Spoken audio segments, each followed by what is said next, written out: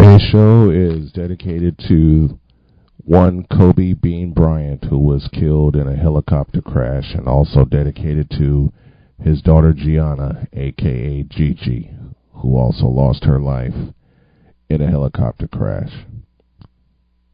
Rest in peace, Kobe and Gigi. Good morning, everyone. Welcome to the latest edition of Snowman in the Morning. You heard no intro, you heard no music, and you probably won't for the bulk of this show, and there is a very good reason. An NBA legend and one of his daughters is gone. They were killed in a helicopter crash. And the NBA legend that is gone, and I hate to say his name, is Kobe Bean Bryant. And normally I begin with one of my monologues, but I think today it would just be right to have most of the folks that I know throughout the course of the week, at least for like the first hour, share their thoughts on one Kobe Bryant. And yes, this is Super Bowl week, but I'm also declaring this Mamba week in honor of the Black Mamba. Let me welcome Terry Little of the Common Sense Show TV. How are you, sir? I'm doing good, man. How about you? I'm heartbroken. Yeah. I feel you. I thought this was the cruelest of pranks that you could ever play on somebody. Yeah. And then instead of it having it being confirmed that it's a prank, it was confirmed that it's too damn real. Yeah. This is so tough. So tough to put into words. I'm going to allow you the floor to do so. How? Just how? That's a good question, brother. Listen, when I was sitting at my computer and I was putting entries into my book that I'm writing, and a group text that I'm in was like, rest in peace to Kobe. It's and I was like, Kobe who? That's the first thing I said, and it was like, Bryant, go look at the news or whatever. I looked at the news and I was like, now this is a hoax, because, they're always doing celebrity hoaxes. And so when I read the first article, I still didn't believe it. And then because I don't always trust TMZ. That's who broke the story. Yeah. I don't always trust them. And so, but when I went to ESPN, they were airing the Pro Bowl, and one of the announcers confirmed it. And I was like, oh my goodness. First it was Kobe, and then it was, the next story I heard was all four of his daughters. And then I heard it was Gianna, his oldest daughter. And I was like, can this get any worse? But, you never ask that question, because normally when you ask that question, it does. You really don't want an answer to that question. You really don't. You really don't. The way I found out, I was at work yesterday, and we were talking basketball. I mean, we were bringing up all the legends, and we just literally spoke about Kobe Bryant. Mm-hmm. Yep. And no more than 20 minutes later, this news pops up, and I said, this is not right. This is a joke. And then I saw the cover. Someone had showed me the online cover of the New York Post, and my heart just dropped. Yeah. that's kind of where I'm at right now. I almost canceled my appearance today. I was like, I couldn't even get myself together for a sec. And my wife comes in and she said, "Babe, you okay?" She came home from church and she was like, "Babe, you okay?" I'm like, "Yeah, I'm okay, but I'm not." And I told her what happened, and she was like, "Kobe Bryant, the basketball player?" I said, "Yeah, about the basketball player." And so I was just in this funk, and I'm standing here in my backyard talking to you, and I'm like, it's cloudy here where I am. Yeah, and it's kind of a fitting situation. Yeah, and I'm like, when the news dropped, I'm walking out of work and I'm going. I just kept saying my soul hurts. Yeah. And my wife saw the look on my face and she says, she says, "Honey, what's wrong?" Mm-hmm. I said, "Kobe Bryant has died."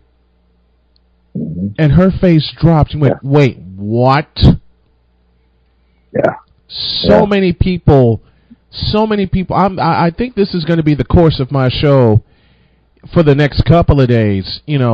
Not to say I won't get into any Super Bowl coverage or have some great interviews, because I will, but when you get something this devastating, you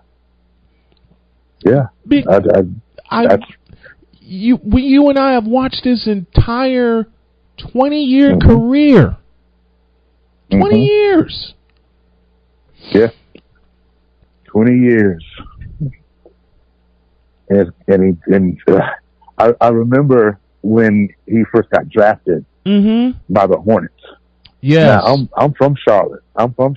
So we as a franchise was hurt because he didn't want to come here. Right. We went out to LA, and all the accomplishments, the championships, the beef with him and Shaq, all that stuff, them making up, and just the sheer greatness that was Kobe. I mean, and now he's gone. He's gone.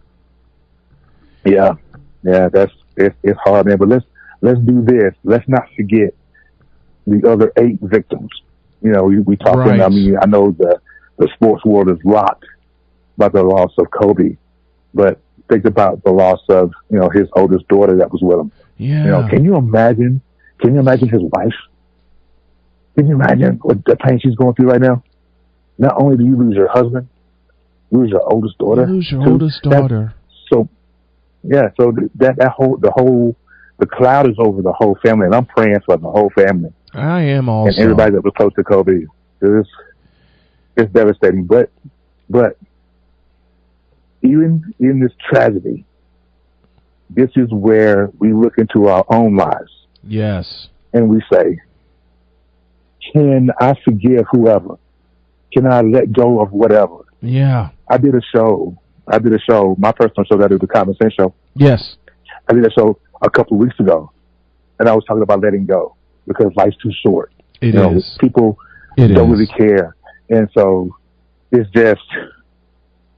tragic that we have to bring this back up. But if you are listening to this, and I'm sure you got a following and people are listening, listen, whatever you got going in your life, do a self-examination.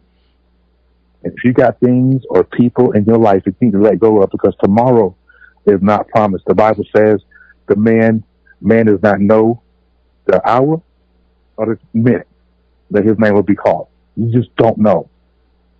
Forgive those people. Yeah. Forgive the situation, let them go. Let's live our life. That's what Kobe did. That's exactly what he did. It's tragic. It's tragic to lose him. But you best believe that man lived his life. So we're going to celebrate him. It hurts. It stings. As fans and as people and as men, it stings. It does. But that man lived his life, and we should too. The one thing I really can identify with his wife Vanessa is losing a child, because I lost my daughter when she was 2. Oh, I'm sorry to hear that, man. You were one of the first people to send me a message, and I'll never forget it when your message said, "Kobe can't be gone." I thought the same thing. Yeah, can't be. And it's like you said, as fans and as men, a self-examination is necessary on a daily basis. You know, something my wife has taught me and she has continued to teach me is to be glad for every day. That's right. And the probably the most shocking thing of all, and I have to let you go here in a minute because there's a line of people that I know wanting to chime in. I'm sure it is. Yeah.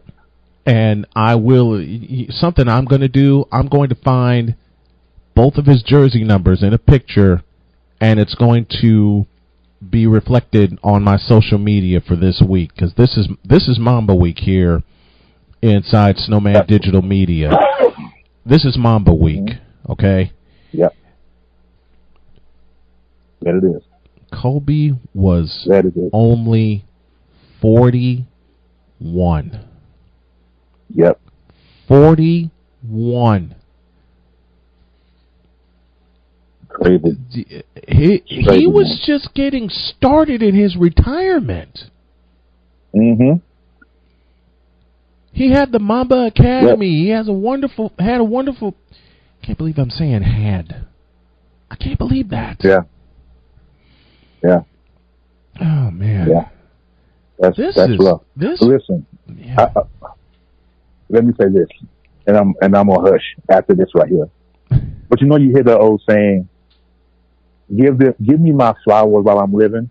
Yes. You heard that old statement? Yes, sir. That's exactly what he got to do. People were able to give him his flowers while he was living. When he went his last season in the NBA, he got the last tour, or whatever they call that, when they do the last year. And so they gave him his flowers. Yeah. You know what I'm saying? So give people their flowers while they're living. There's so many lessons to be taught in this tragedy. But give me my flowers while I'm still here. I can enjoy them and smell them. Yeah. Because it doesn't make a difference to, you know, if you give me a bunch of flowers and laying beside my casket, I can't enjoy those. Mm-hmm. So he got his, and LA is showing out. I don't know if you saw that picture of. Oh, I saw. I think it was in front of the Staples Center. Yep. Crazy. Yeah. Crazy. Yeah. So, yeah. That's his life, y'all. The only thing that will top that will be all the fans that'll be in front of the United Center, and I don't even have to put a name to that. Yep. And I don't think you're right. Yeah. Well, Terry Little, the man in charge of the Common Sense Show TV. I wish this was under better circumstances, and it will be next week when we do the full interview, when we do the full 30 minutes. Absolutely. But thank you. Absolutely. Thank you, my friend. I really appreciate it. Man. Yes, sir. And you have a great one. More on our tributes to Kobe Bryant in a flash.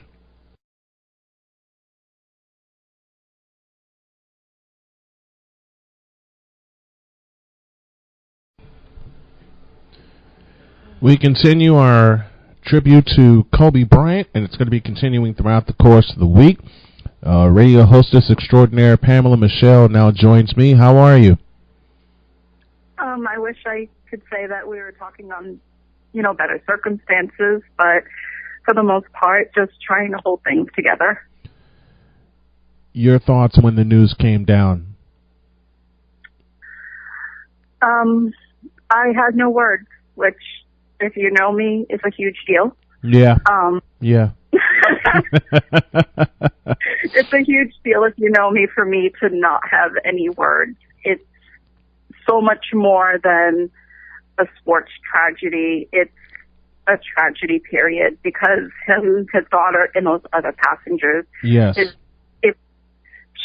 I saw the greatest clip as I was scrolling through a lot of the tribute, and there was, every time Kobe was interviewed, he was always calculating. He was always intense. He knew what he wanted to convey. He knew what message he wanted to get across. Mm-hmm. It was very rare to find him just talking just to talk. Right. He was cerebral. And there was this really great clip of him talking about his daughter and saying how when he is in public and fans go up to him and they say, hey, you know, you and V have to have a boy, like you have to have a boy to carry on your legacy. Mm-hmm. And his daughter Gianna's standing there and she's like, he doesn't need any boy. I got this. Like, I got this.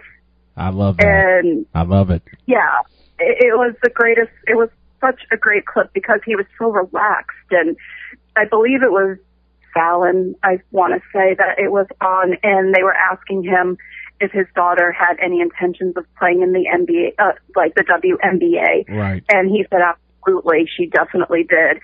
And that's when he started telling the story about fans coming up to him saying, oh, you need a boy to carry on your legacy. And his daughter's like, no, he doesn't. I got this. We don't need no boy for that. I got this. And it was just the sweetest story to see him so in that like proud father type of mode. And it was sweet and just really pulled so much more of why this is tragic. Yeah. I mean, I can't even imagine what his wife must be going through right now, losing her daughter. This is more than a sports tragedy. This is a family tragedy. It really is. It really is. And anyone who's listened to this show, especially in the past 4 years, knows I had a daughter. I've lost her. It's the toughest thing to go through. Period. Yeah. It is, especially with her being at such, I mean, the age of 13, she was just starting to become a woman. She was just starting to find herself. She was just starting her really to embrace the woman that she wanted to be.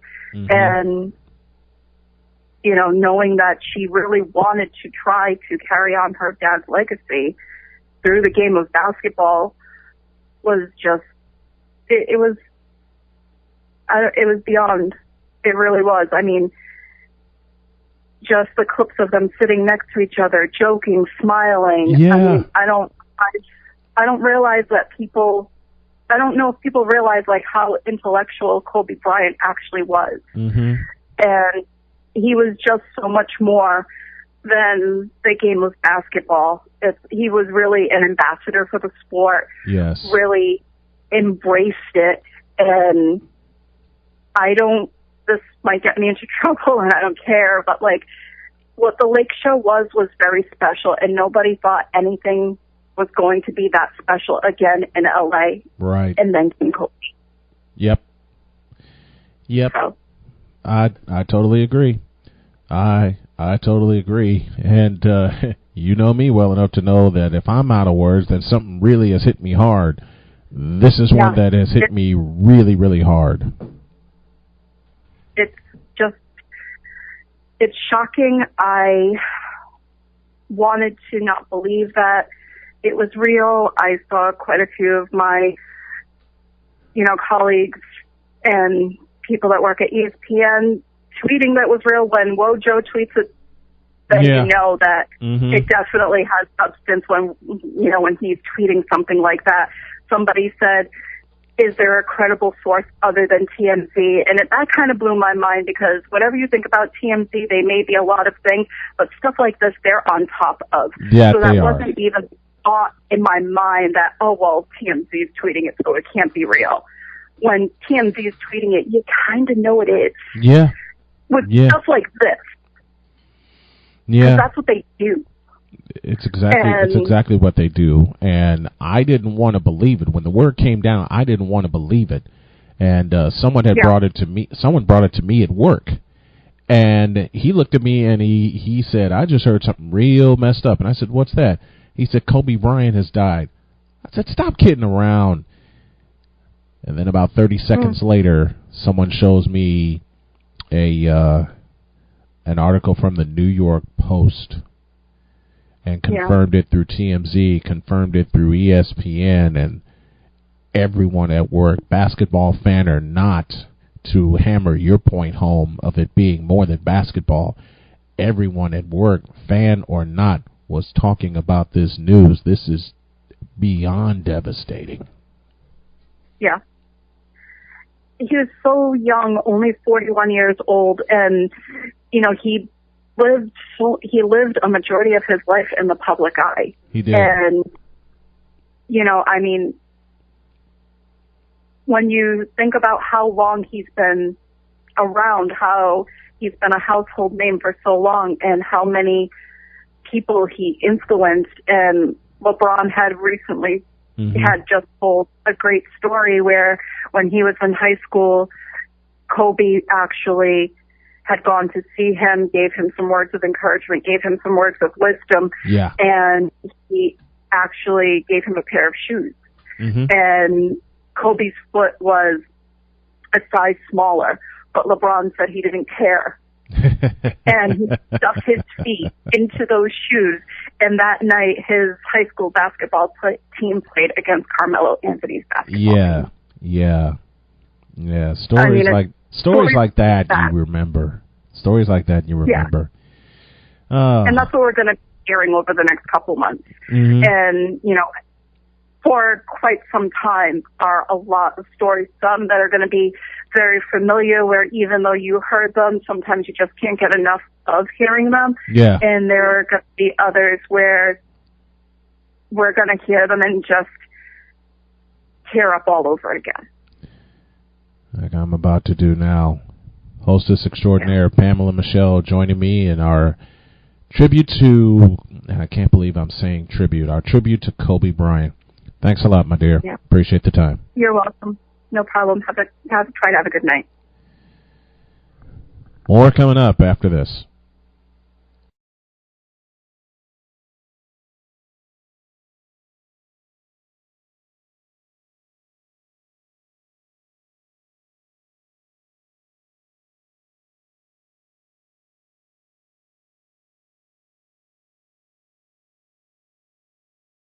This is Snowman in the Morning, where true sports talk lives. I like him. He's silly. Hey, folks, welcome back to the program. Please do not forget to follow us on our social media. The ID you need is SITM 9 to noon. That's SITM, the number 9, TONOON. And also, please do not forget to follow the brand new Snowman Digital Media. That's where all of my programs are housed and distributed across different networks.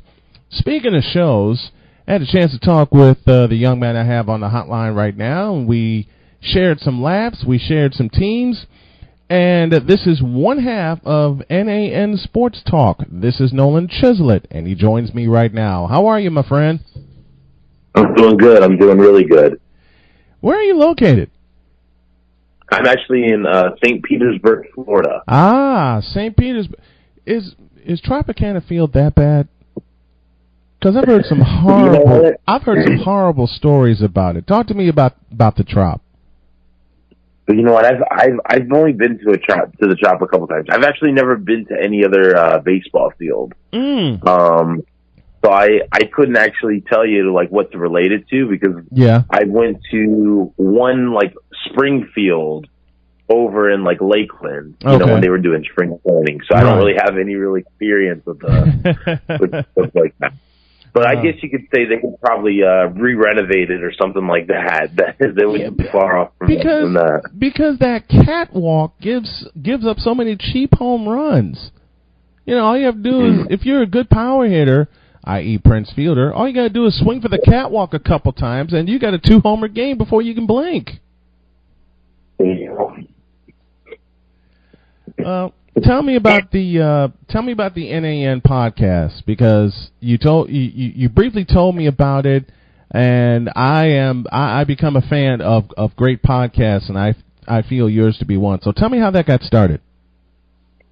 Get it. So my name's Nolan. Obviously, my brother's name is Nick, so it stands for Nick and Nolan Sports Talk. You know what? It's really funny. A couple years ago, we were both unemployed. And I just hit him up one day. I was like, "Hey, do you want to start a podcast?" and that's how it started. Oh, sweet! I love it. So we've been doing that for a little over a year now. So this would be our second year doing it. So our first year doing it, we were doing it continuously. We did it for almost the whole NFL season. And then we kind of fell off a little bit, and we were like, got a little burned out because we were commuting to each other to record the shows. We were doing it live. Right.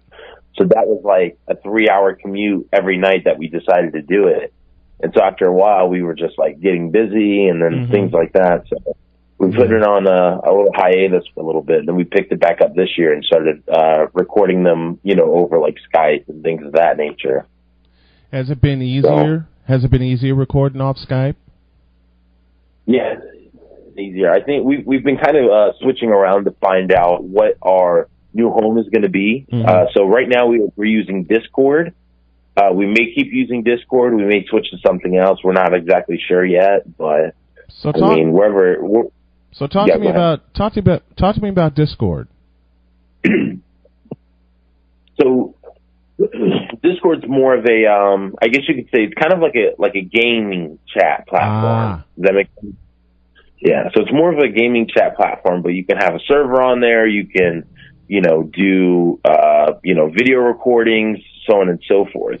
Okay. So the positive of it is that the sound quality usually comes back a little bit better, as well as, whenever we put out not a video, but whenever we take the audio file away, it typically is condensed into a smaller file. Right. The issue is that it doesn't have like a recording feature within the app. So one of us is just recording like the screen. Okay. And the issue comes with that is if one of us starts lagging, well, you just lost all that audio. Yeah. So. Yeah.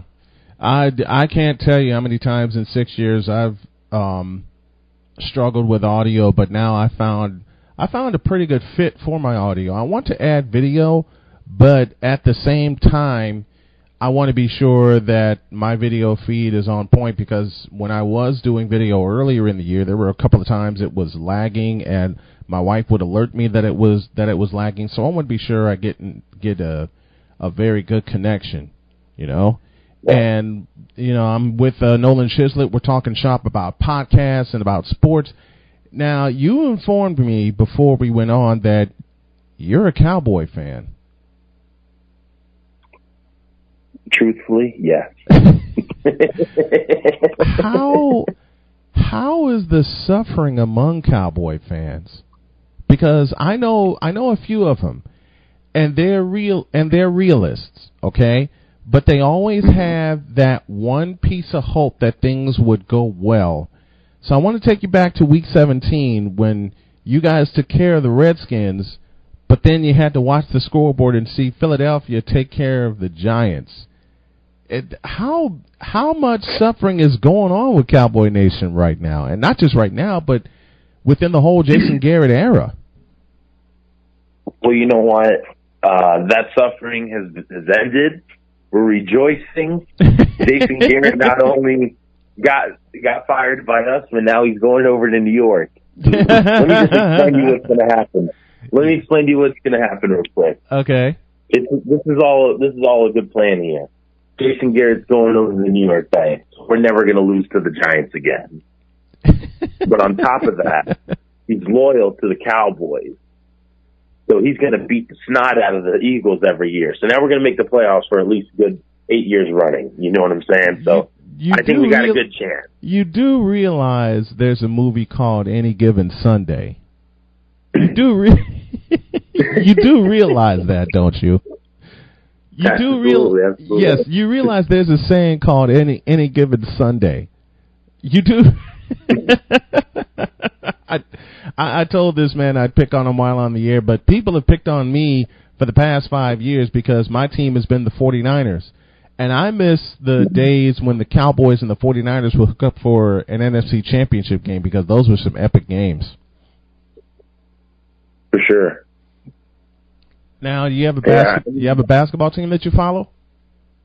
I don't follow it because my thing is I'm a simple guy. So 17 games a year, that's doable. And then when you start getting into like the 80s and stuff like that, I am a true fan when it comes to basketball because I am a huge Orlando Magic fan. Okay. But I like to usually wait till later in the season before I start like watching more and more games. Understood. Because it's really hard to follow. So were you around when they first came into the league in '89? I wasn't even born yet. Oh my goodness. So you've basically been around since they opened the Amway Center, or the Probably. tail end of Amway Arena. So what do you follow football the most? Yeah. Okay. I'm all through and through. So now I get to tease you again and say, how about those 49ers? Oh man, it's going to be really rough though. I mean, they're going to lose to the Chiefs in the Super Bowl. So No, they're not. I mean, I don't know. It'll all follow through with itself. You realize Frisco ain't losing to the Chiefs, not with that defense. I don't know, man. Chiefs can score 5 different ways. So if they come out and they play a full game, and we'll stop them 6 different ways. It'll be fun. It'll be fun to see. Of the sporting events you've attended in person, which one was your favorite? Or favorites? Let me go ahead and pluralize that word. Favorites. I love going to hockey events live. Oh, That's nice. probably. I think hockey's probably by far my favorite to go to watch live. You got a team that you follow? The Lightning, baby. So now I get to tease you again and say, remember 2015. But I could also say, remember 2004, but that's fine. True. This is true. This is true. Lightning did win in 2004. It took until the final excruciating seconds, and I will selfishly say I do have a copy of that radio call, which was very exciting to me. So what made you get into sportscasting? What took you down the road to get into sportscasting? Well, I've always been an athlete for a majority of my life, so I've always been into sports. I actually went on to play college football at a small school up in Northwest Georgia. Okay. So I've always had like a pretty analytical outlook of a lot of sports, so on and so forth. And overall, it's just I find sports to be just super entertaining. So it's just one of those things where I enjoy the camaraderie, however you said that word, of just being able to enjoy such an event. You know what I'm saying? And just to be able to hang out and watch people beat the snot out of each other too. So that's cool. Have you ever had a moment on air where a word slipped out that shouldn't have? Yeah, it was a couple weeks ago. What happened? Talk to me about it. What happened? So, we were trying to prep ourselves for, going on radio and everything like that. And of course, the one word was, don't drop any more F-bombs. So, oh, no. Basically, the context of it was, we were talking about baseball. We were talking about how the Astros were caught cheating. Yes. With the whole trash can incident. And so my question was because I don't really follow baseball that much. I'm not actually a big baseball fan. All right. So I asked Nick, I said, well, listen, how bad are these guys beating everybody? Because if it's like, maybe if it's only by like a run or two, okay, well, maybe it didn't make that big of a difference, right? Or maybe if it, was more than that, So when I said it though, I was like, I said, well, maybe it's not that big of an effing difference or something like that. And I was like, ooh. And I literally just said right then and there, make sure you edit that out. Well, the problem came was whenever all of our audio was uploaded, we couldn't find it again. Oh, no. Oh, no. So it got the F-bomb being dropped on there, plus the part where I go, hey, edit that out. And then I just kept going. And you kept the tape rolling? Yeah, we just gotta double down, man. That's my rule for life. You gotta double down. Here's one. When I was at Chicago State University, I was selected to play the part of the Shadow. We were doing an old school radio program, and I was picked to voice the main character. Well, it got to the final read, and I've never told this story on the show. I've only told like certain people within my circle. It got to the final read. It got to the final read, and I'm up there. I'm rehearsing, and it came to my line, and the line was "Beasts of Prey." Well, I kind of misread it, and the word breasts came out, and I had the whole class in an uproar. And I didn't realize what I said until my professor pointed it out to me after he stopped crying from laughing. I get that. I've been there before. I was in a Bible class when I was young, and I was at a Bible camp or something crazy like that. Yeah. And we were reading Songs of Solomon. I don't know if you were familiar with the Bible, but Songs of Solomon is pretty spicy. Oh no! Yeah. Well, I saw pomegranate, and I read pornographic instead. I don't know why I did it. I just kind of glanced at it, and I was like, "Her hair smells like pornographic." And then everybody just looked at me like, "Dude, what did you just say?"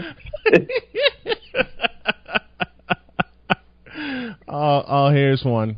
I was doing a basketball game up in Chicago. I was doing the Proviso West tournament, and I got there late. My broadcast partner had already set everything up, and the first game we're doing goes to double overtime. And the phrase I commonly use when I do basketball is "eat some clock." Well, my partner, yeah, you know where this is going. Well, my partner wanted to express the same thing, and it was his very first call on the air. And he wanted to say, "eat some clock," and the L in clock came up missing. Mm-hmm. And I busted out laughing. We're live on the air now. I busted out laughing. The poor guy was so embarrassed, and I know how he feels.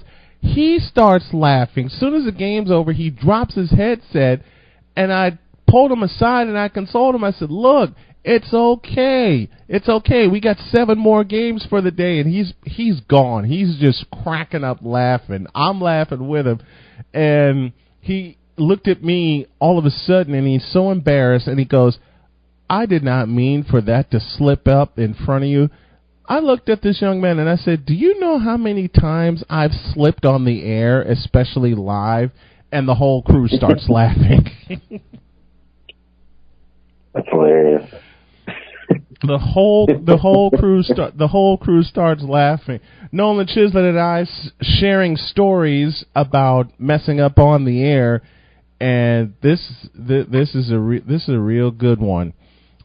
I did a football game in Chicago in Gately Stadium, and there was no heat inside the press box.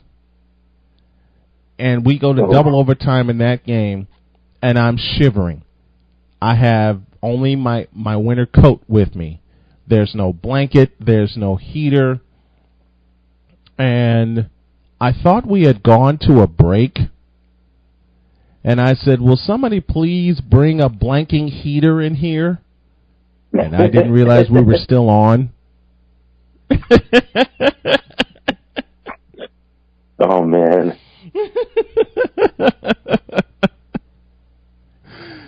You know, I feel like it's more understandable at that point, though. Mm-hmm. You know, someone hears that and is like, "I bet it's really cold right there." Yeah, yeah. One of the parents stopped me later, and she was laughing. She says, "Did you really say what you said about the heater?" And I didn't realize until she brought it up to me, and I said, "I am cold, and I'm going to my car. I'm freezing."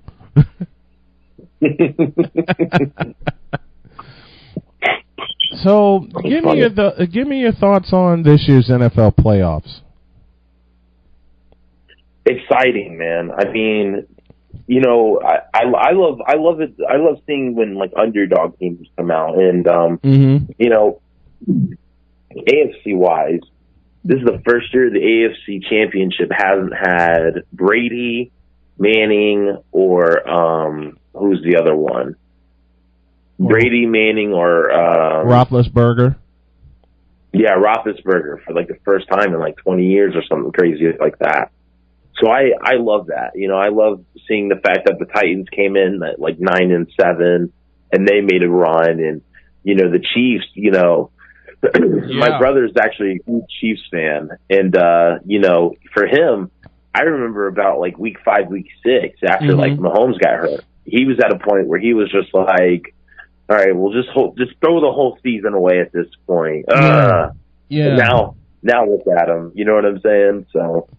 Well, I had the same thoughts about the Chiefs. I thought their season was done, and Mahomes but Matt Moore keeps the ship steady. Mahomes comes back, and they're in the Super Bowl.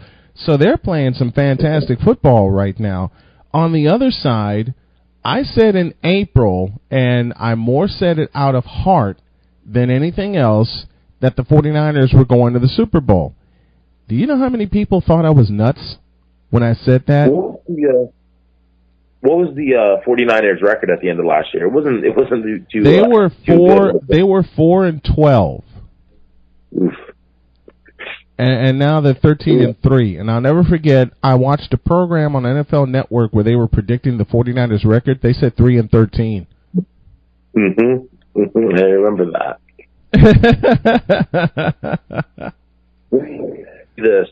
So I assume you probably predicted the season and everything.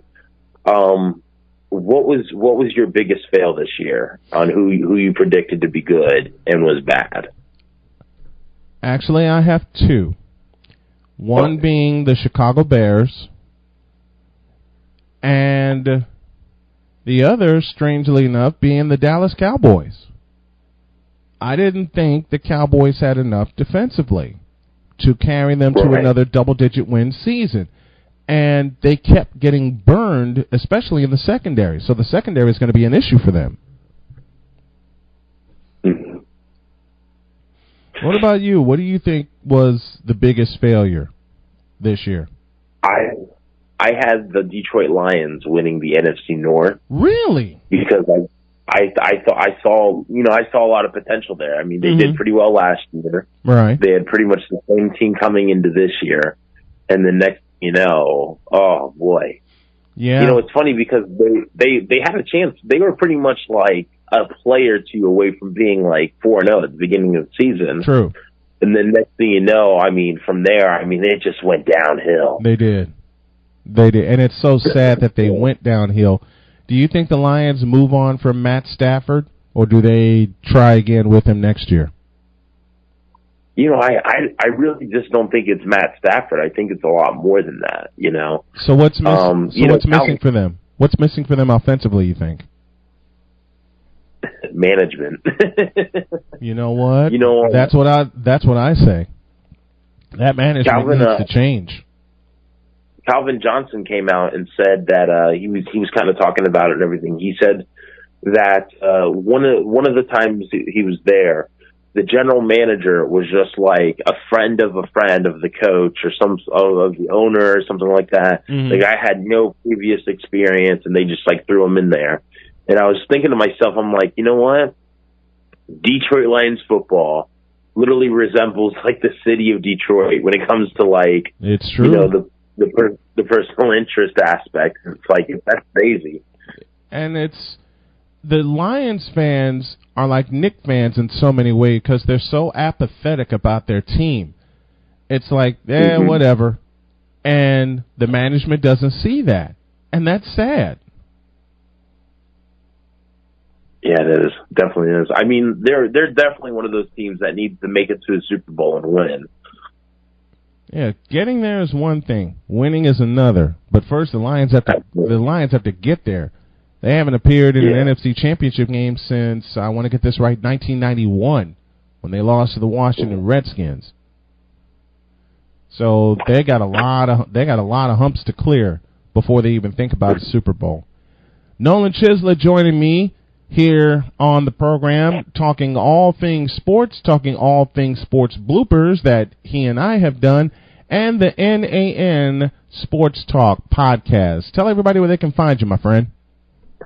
nansportstalk.libsyn, that's LIBSYN.com. You can find us on Facebook, NAN Sports Talk, Instagram, Twitter. We even got a TikTok. Someone suggested that I do a TikTok for my show. I just may follow that suggestion. Nolan Chislett joining me. Thanks a lot, my friend. No, thank you. More coming up after this.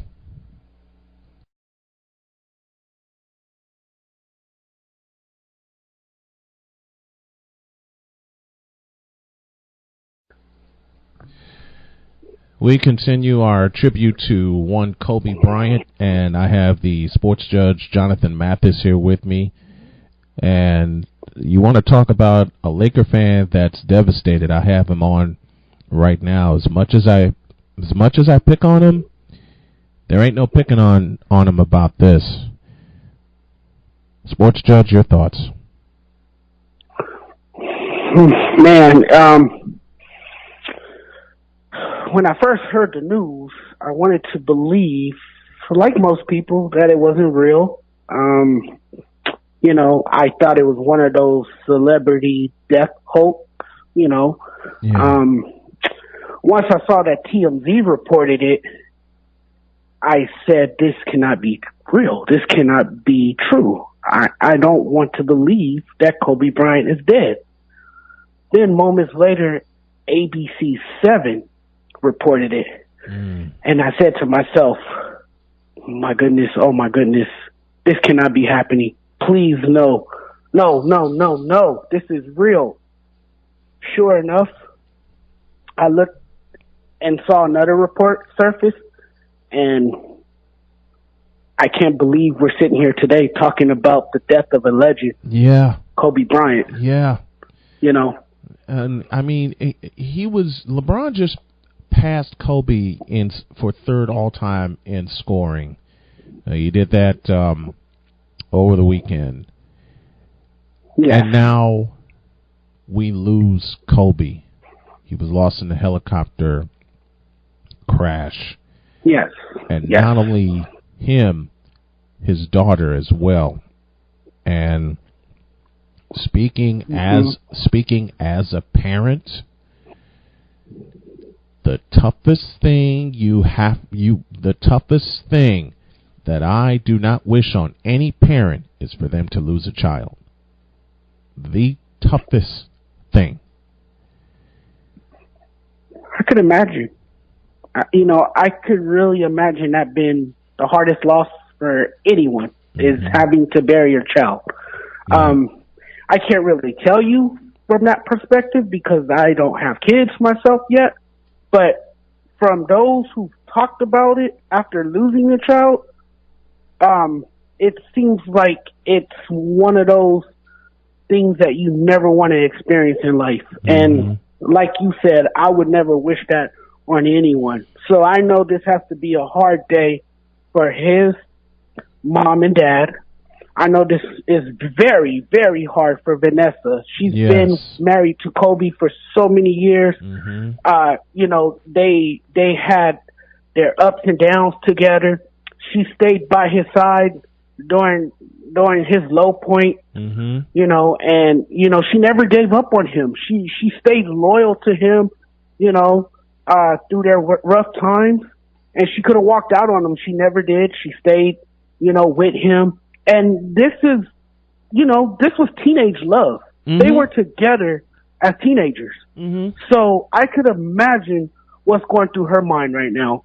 And with her other three daughters, it's hard. Now, I can tell you from experience, losing my father, that is very, very hard for a child at such a young age to not have their father in their life. It is very, very difficult. I lost my father in 2007, and it still hurts to this day. I'm handling it a lot better, but there are some days, and you know this from losing your dad, I've heard so many people say to me, time heals all wounds, and to an extent that's true, but when it's someone really close to you, that time heal all wounds, some days can be a flat-out lie. Oh, absolutely. Absolutely. It could be very tough. And I'm pretty sure, as strong as a woman as Vanessa is, I'm pretty sure she's going to do everything she can to make sure her kids get, that counseling that they're going to need. Oh, yeah. To make sure, that they get the help that they need. Yeah. Because I'm telling you, it really impacts you at such a young age when you lose a dad. Yeah. And I just cannot believe that we're sitting here. This is just hard to process, this whole thing. It really is. Because so many people, especially here in LA, they idolize this man. They looked up to him. He's done a lot for this city. I mentioned earlier that he, along with Shaq, they brought the Lakers back to relevance. They did. And they did. They really, put this team, back on the top. And to have this happen, you lost a part of your childhood. Yeah. That is what I'm feeling right now. I lost a part of my childhood because I grew up watching Kobe. I grew up admiring his game. I appreciated everything that he did for this city, for this community, for the fan base. And to have this happen, it's just a real shame, and I'm trying to process it all.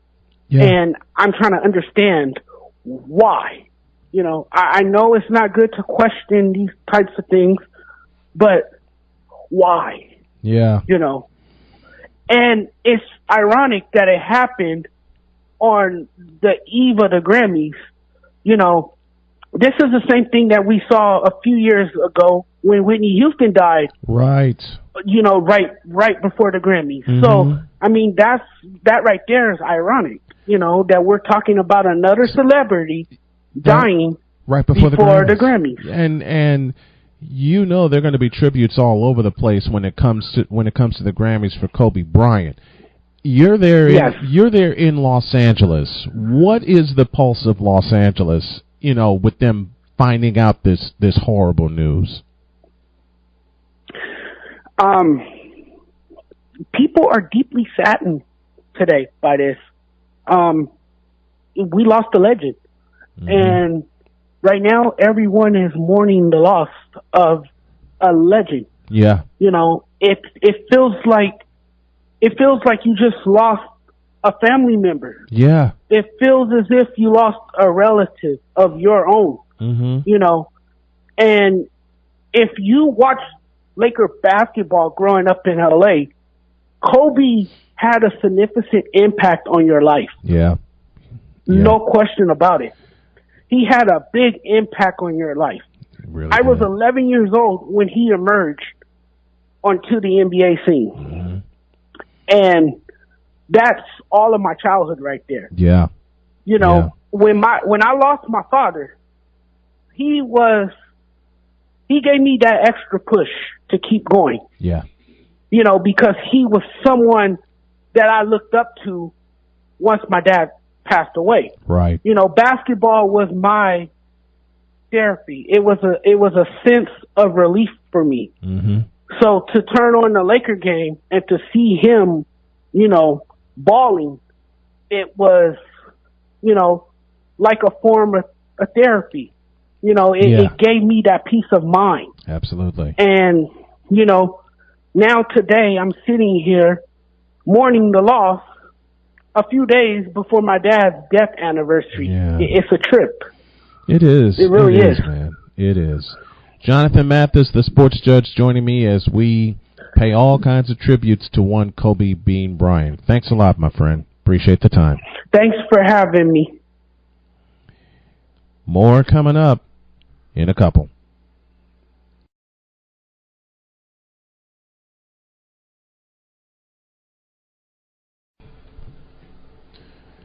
We continue our tribute to Kobe Bryant, and it's going to be continuing throughout the course of the week. Radio hostess extraordinaire Pamela Michelle now joins me. How are you? I wish I could say that we were talking on, better circumstances, but for the most part, just trying to hold things together. Your thoughts when the news came down? I had no words, which, if you know me, is a huge deal. Yeah. Yeah. It's a huge deal if you know me, for me to not have any words. It's so much more than a sports tragedy. It's a tragedy, period, because his daughter, and those other passengers. Yes. I saw the greatest clip as I was scrolling through a lot of the tribute, and there was, every time Kobe was interviewed, he was always calculating. He was always intense. He knew what he wanted to convey. He knew what message he wanted to get across. Mm-hmm. It was very rare to find him just talking just to talk. Right. He was cerebral. And there was this really great clip of him talking about his daughter and saying how when he is in public and fans go up to him and they say, hey, you and V have to have a boy, like you have to have a boy to carry on your legacy. Mm-hmm. And his daughter, Gianna's standing there and she's like, he doesn't need any boy. I got this. Like, I got this. I love that. And I love it. Yeah, it was the greatest. It was such a great clip because he was so relaxed. And I believe it was Fallon, I want to say, that it was on, and they were asking him if his daughter had any intentions of playing in the NBA, like the WNBA. Right. And he said absolutely, she definitely did. And that's when he started telling the story about fans coming up to him saying, oh, you need a boy to carry on your legacy. And his daughter's like, no, he doesn't. I got this. We don't need no boy for that. I got this. And it was just the sweetest story to see him so in that like proud father type of mode. And it was sweet and just really pulled so much more of why this is tragic. Yeah. I mean, I can't even imagine what his wife must be going through right now, losing her daughter. This is more than a sports tragedy. This is a family tragedy. It really is. It really is. And anyone who's listened to this show, especially in the past 4 years, knows I had a daughter. I've lost her. It's the toughest thing to go through. Period. Yeah. It is, especially with her being at the age of 13, she was just starting to become a woman. She was just starting to find herself. She was just starting really to embrace the woman that she wanted to be. Mm-hmm. And, knowing that she really wanted to try to carry on her dad's legacy through the game of basketball was just, it was beyond.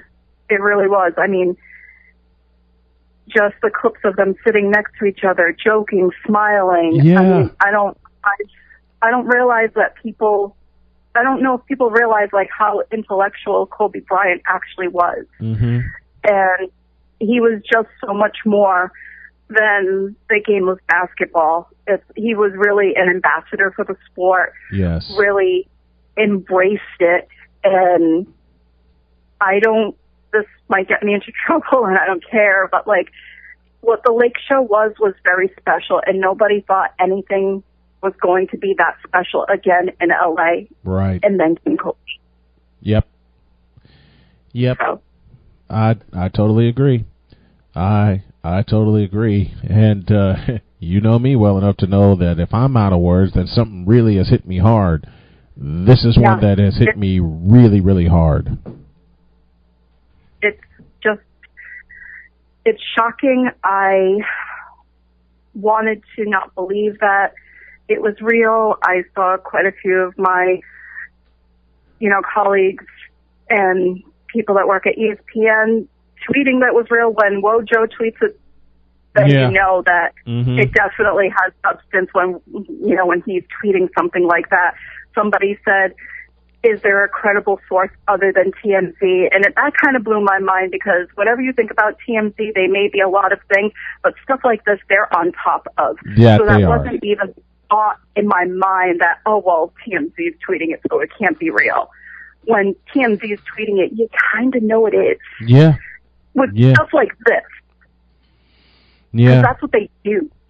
It's exactly what they do, and I didn't want to believe it when the word came down. I didn't want to believe it, and someone had brought it to me. Someone brought it to me at work, and he looked at me and he said, "I just heard something real messed up." And I said, "What's that?"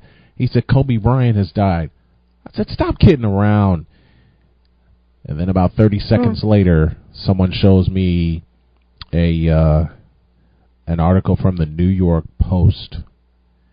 And confirmed it through TMZ, confirmed it through ESPN, and everyone at work, basketball fan or not, to hammer your point home of it being more than basketball, everyone at work, fan or not, was talking about this news. This is beyond devastating. Yeah. He was so young, only 41 years old, and, he lived a majority of his life in the public eye. He did. And, when you think about how long he's been around, how he's been a household name for so long, and how many people he influenced, and LeBron had recently had just told a great story where when he was in high school, Kobe actually had gone to see him, gave him some words of encouragement, gave him some words of wisdom, and he actually gave him a pair of shoes. And Kobe's foot was a size smaller, but LeBron said he didn't care. And he stuffed his feet into those shoes, and that night his high school basketball team played against Carmelo Anthony's basketball team. Yeah. Stories like that you remember. Stories like that you remember. And that's what we're going to be hearing over the next couple months. And, for quite some time are a lot of stories, some that are going to be very familiar, where even though you heard them, sometimes you just can't get enough of hearing them. Yeah. And there are going to be others where we're going to hear them and just tear up all over again. Like I'm about to do now. Hostess extraordinaire Pamela Michelle joining me in our tribute to, I can't believe I'm saying tribute, our tribute to Kobe Bryant. Thanks a lot, my dear. Yeah. Appreciate the time. You're welcome. No problem. Try to have a good night. More coming up after this.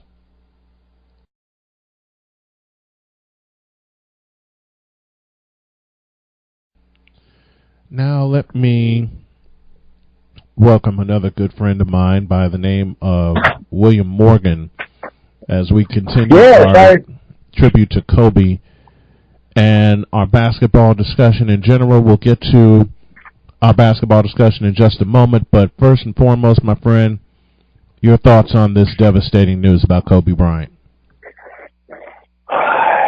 It really hurts. It hurts me because he's definitely one of the all-time greats who's ever played the game. He wore his heart on his sleeve. He believed in hard work.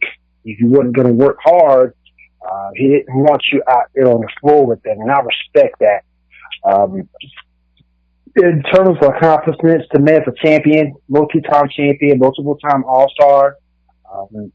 It really hurts. He also got a lot of players of today playing ball, be it the LeBron Jameses and so forth. Just a hard, devastating day. And then you come to find out that his daughter was in the helicopter with him. Just a hard day. Whew, man, it's tough. So let's talk some basketball, some old school basketball, and do him some honor. we had planned this conversation a couple days ago because, quite frankly, I am sick and tired of people telling folks like you and me that we don't know our hoops. Yes. So I'll begin with this. Can we please disband the Oklahoma City Thunder and bring a team back to Seattle? Because Seattle got... look, if we're going to pay tribute to Kobe Bryant, who was one of the last of the old schoolers, we're going to do this the right way with that electric smile of his. Can we please have the Seattle Supersonics back? I agree. Being from the area in Deering, Washington, I agree. Can we please have the Seattle Supersonics? Yes. Please. I agree. I'm there with you. I was just talking to my wife, and she says she hasn't watched basketball in a while, and then the news about Kobe hit, and she said something that you and I both have echoed. Kobe Bryant, as well as the rest of the old schoolers you and I grew up watching, played with a passion. Exactly. And, I'm glad you said that, because that's what makes people stand out. Is that no matter what your field is. I'm gonna bring up a couple of contemporaries while in this. Renee Washington, a young lady who I did fantasy football for this past season. When you see her out there, whether she's doing her own show, whether she's sideline reporting, you see not only her preparation, but you see the energy out there. Absolutely. You can tell she really wants to be there. I'll bring up another young lady. I don't know her personally, but we're Facebook friends, and we've gone back and forth on Facebook a little bit. Chelsea Nicole Nelson. There's another young lady. She's delightful. Yes. She's a delight. Yes. And the thing about it, the energy that they give to what they do, you see it. Oh, yeah. And that is what makes people different from others, is the fact they have the energy, they want to be there, and they project that energy out. And that energy is contagious, and it makes other people want to be there and step up to their level. So, yeah, I'm glad you said that. Because and you saw it with Kobe for 20 seasons. Yep. You saw it with Kobe for 20 years. And you and I have had discussions about a certain player that likes wearing number 23 now, and he didn't originate wearing the number 23. I'm going all the way there. If we're going to have fun with this and have some smiles like that big smile Kobe always wore for 20 years when he played hoops, then let's go all the way there. Yes, sir. It goes like this. Someone told me that LBJ was the greatest forward to ever play the game. Hell, let's go one step further. Ryan Hollins on First Take said LBJ was the greatest player ever, and Shaq shut him down by mentioning MJ and Kobe. Let's start with the forward spot, shall we? Because I can throw some old school forwards out there that did a lot more than he has done. And I know if I got a name in my head right now of a fellow who played the same way, bowled his way to the basket, didn't travel, by the way, and also and he also hit his free throws. Does the name Adrian Dantley mean anything to you? Oh, Adrian! Oh my goodness! A little undersized, but the man can play. Oh my goodness, the man can play. Does the name Adrian Dantley mean anything to you? Yes. Does the name Alex English mean anything to you? How about if we can just go with just forwards, how about the legendary Charles Barkley? Yep, exactly. Somebody that's undersized and played the hell out of the forward position, there you go. How about James Worthy? Yep. Big game James. How about James Worthy? Yep, okay. Big game James. Big game James, and he was called Big Game James for a reason. You want to talk about forwards who actually played their position? Aside of all those names I just mentioned, you should recognize this next one. How about Scottie Pippen? Yes, sir. Yes, sir. How about Scottie Pippen? Okay. You got no. Let me tell you. You got no better than Scottie because of the fact with Scottie, he played ball on both ends. He did. He played, and when you go back and you look at the first Bulls championship, he was the one that kept. I'm not gonna say he completely stopped Magic Johnson, but he kept slowed Magic him down. Johnson in check. Yep. He slowed him down. Held him in check.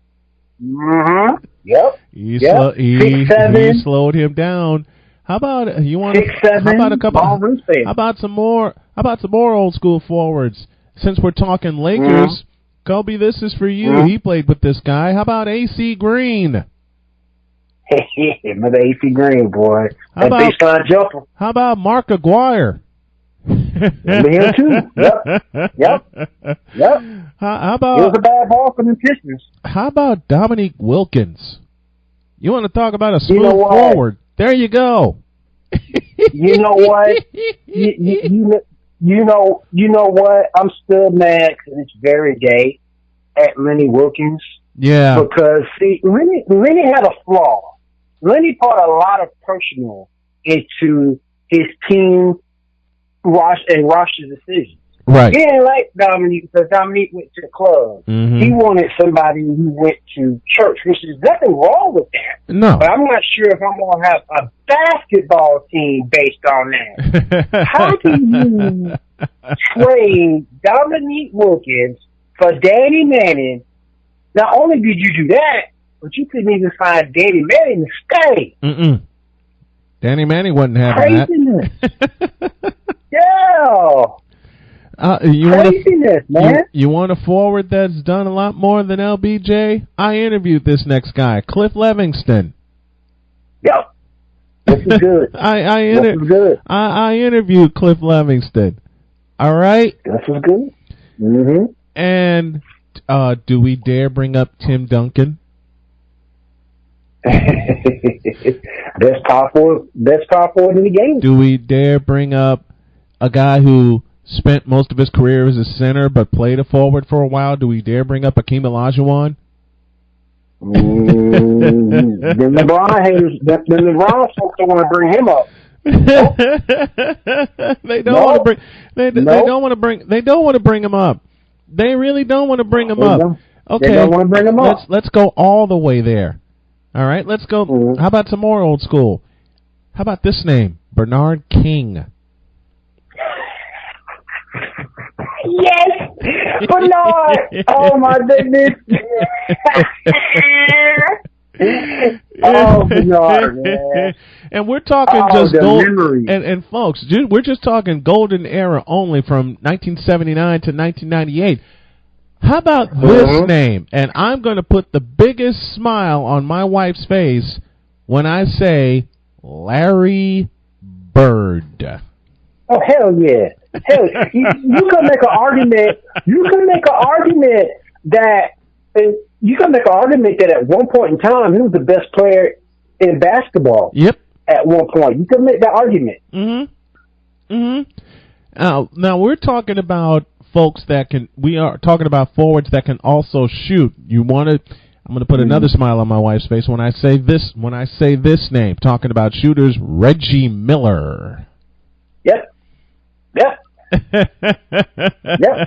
Yep. Reggie Miller spent his entire 18-year career with the Indiana Pacers. He closed out Market Square Arena and opened up what was then at the time Conseco Fieldhouse. It's now Bankers Life Fieldhouse. Sure did. Speaking of the Pacers, since we're talking old school, let's take positions out of the equation. Speaking of the Pacers, Rick Smits. Remember him? Yep. Love Rick. And speaking of forwards, speaking of Pacer forwards, I'll go back to 1991. Chuck Person. I remember Chuck. University of Auburn. I remember Chuck. Chuck Person, Reggie Miller, Rick Smits, Vern Fleming was their point guard for a while. He was. And I remember him as a Bulls fan, because Reggie Miller and Vern Fleming back in the late '80s used to give us fits. But I loved watching him play. It's one of those. It's one of those kind of. You hate seeing them play against your team, but you love seeing them play. That describes my love-hate relationship with the Boston Celtics because of Larry Bird. With the Lakers, you know that squad, the Showtime Lakers. Mention the Indiana Pacers, Reggie Miller, Vern Fleming, Rick Smits, and Rick Smits was something else. Okay. Yep. We're doing this in honor of Kobe Bryant, folks. A horrible helicopter crash took he and his daughter's life, but we're pumping life back into the situation, talking some good basketball, because Kobe ushered in not one but two eras, three if you count the Splash Brothers. Three if you count the Splash Brothers. Okay? Yep. I mentioned the Seattle Supersonics. There were two forwards on that team that I loved seeing play together. Xavier McDaniel. I love Xavier. And Tom Chambers. Yep. And Tom Chambers is so underrated, it's not even funny. And Xavier McDaniel was the dude that was the muscle. Yep, that he was. He was the muscle. He was the muscle for that team. He was the muscle. Yep. He was the muscle for Seattle, and he later became the muscle for New York. Speaking of forwards, Charles Oakley. How about that? I love Charles Oakley back in the day. I was just mad that we traded him for Bill Cartwright. I get it. Yeah. The Bulls needed a center at the time, but I don't. Wish we could have kept him. I wish we could have kept him too, but I believe it would have stunted the Bulls' growth. I understand why they traded him, but I love Charles Oakley. I do too. But I do understand why they made the move, and why it paid off. And plus, too, if they would have kept Charles, they probably would have never drafted Horace Grant. This is true. And Horace and Scotty would have never meshed, or never gotten a chance. Speaking of forwards, why did I not mention this name? He finished his career as a guard, but he was a forward for most of his career. How can I forget Julius Erving? Yeah. He started out as a small forward, but he ended up at guard. You're right. I'm gonna tell you another. He finished his career as a guard, but he was a forward for many years. I'm gonna tell you another name. That this dude is underrated too. Hit me. You remember Reggie Theus? Oh my God, yes. Out of UNLV. Yep. Speaking of which, people underrated. I got another one. He spent some time in Sacramento. He finished his career in Indiana. LaSalle Thompson. Yeah. I brings back the days. LaSalle Thompson. I still have his basketball card somewhere around here. Nice.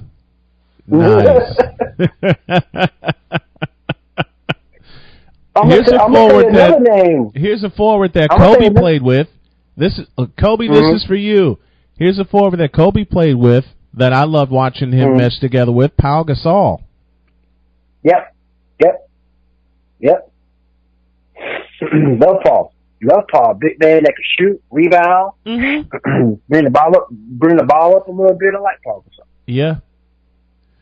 Yep. But since we're I don't talking, like the way they got.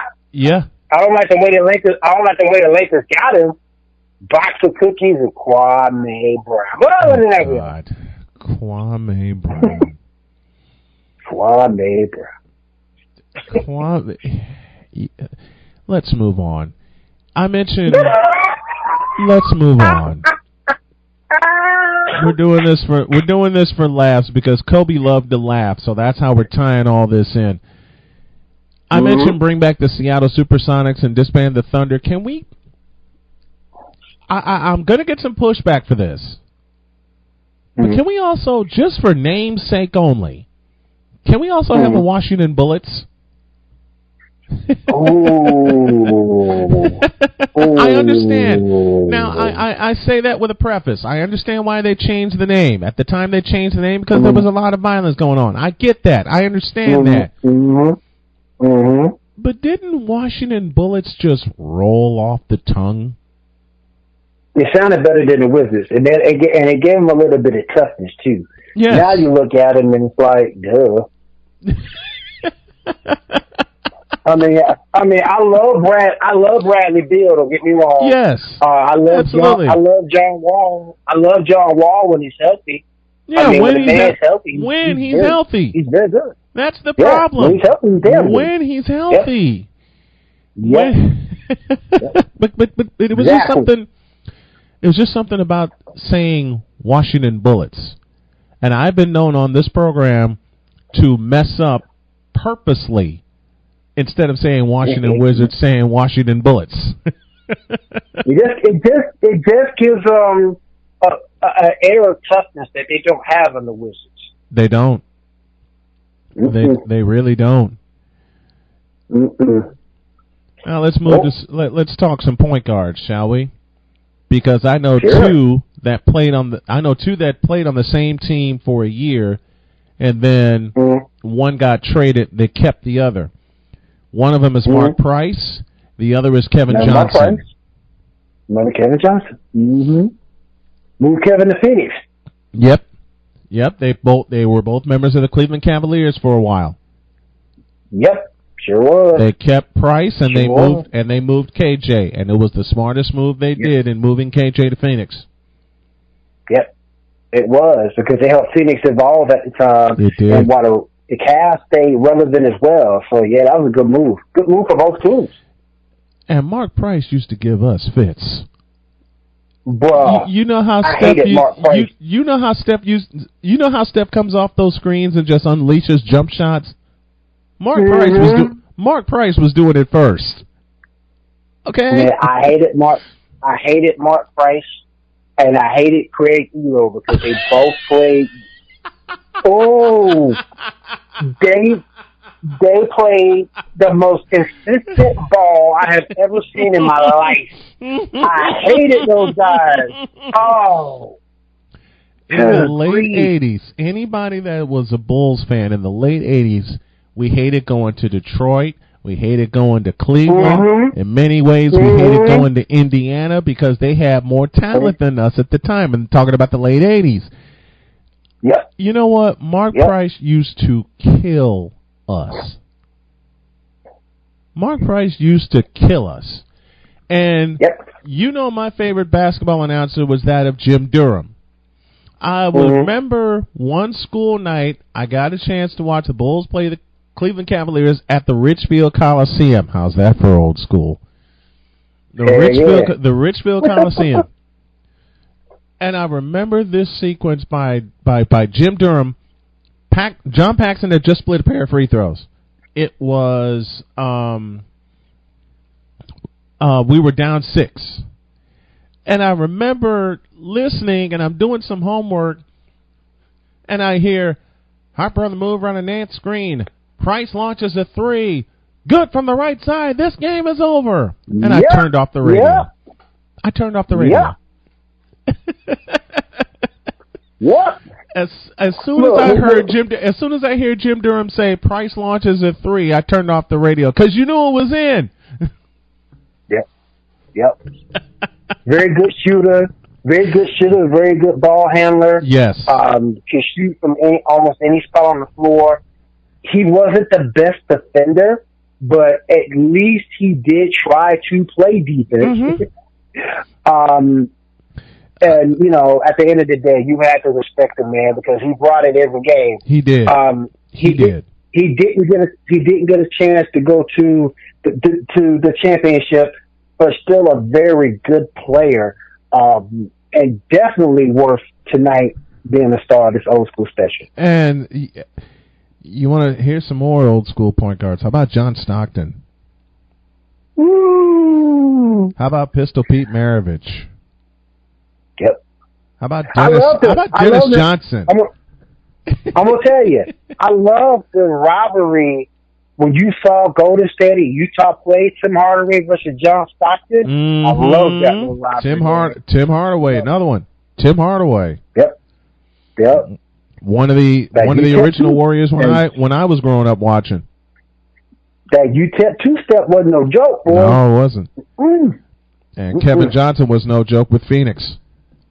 He wasn't. He really wasn't. He helped that team. If it wasn't for Michael Jordan, I think that Phoenix team would have won a title. I really do. Because that Phoenix team was talented.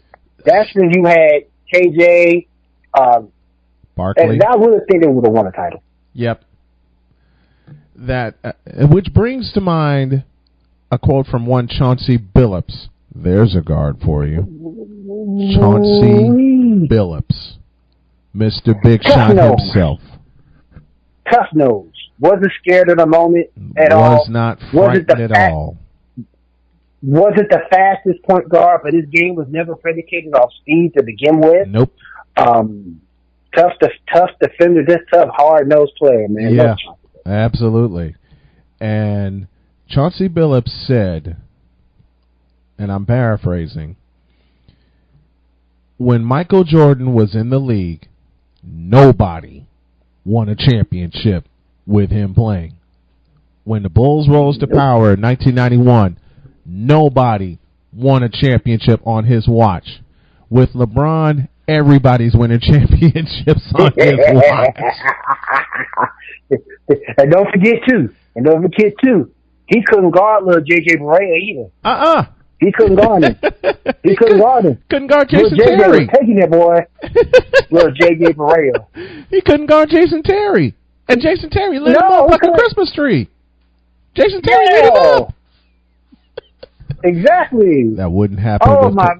That wouldn't happen with Kobe. Nope. Guarantee you that wouldn't happen with Kobe because Kobe didn't play that. Sure wouldn't. Kobe would not play that at all. Nope. He wouldn't have that on his watch. That's one thing I loved about Kobe. One thing I love about MJ, Kobe, the other guys that we mentioned, they don't play that. They don't. They really don't. And you have to remember, when I speak of the golden era, 1979 to 1998, that's when you had the most all-stars come through that era. And nothing against what happened before that era, nothing against it at all. I mean, hell, Bill Russell's the greatest winner. 11 championships. Yep. 11 titles. Mm-hmm. Tom Heinsohn has 8. Yep. Okay? Robert Horry has 7. Okay, not Tom Heinsohn. Casey Jones has 8. Okay? A player and a coach. All right? And a coach. Bill Russell went out as a champion. He was a player coach, 1969. Yep. And he went out as a champion. Bill Russell doesn't really get the due that he deserves. He really doesn't. And I hate the fact that he doesn't. I hate the fact that he doesn't. Magic Johnson said it best. And I'll never forget what Magic said. Michael Jordan is the greatest player. Bill Russell's the greatest winner. There you go. There you go. You can't make it any plainer than that. Because you got to admit, when we started watching basketball and Michael Jordan showed up in 1984, we got spoiled fast. We did. We did. Real fast.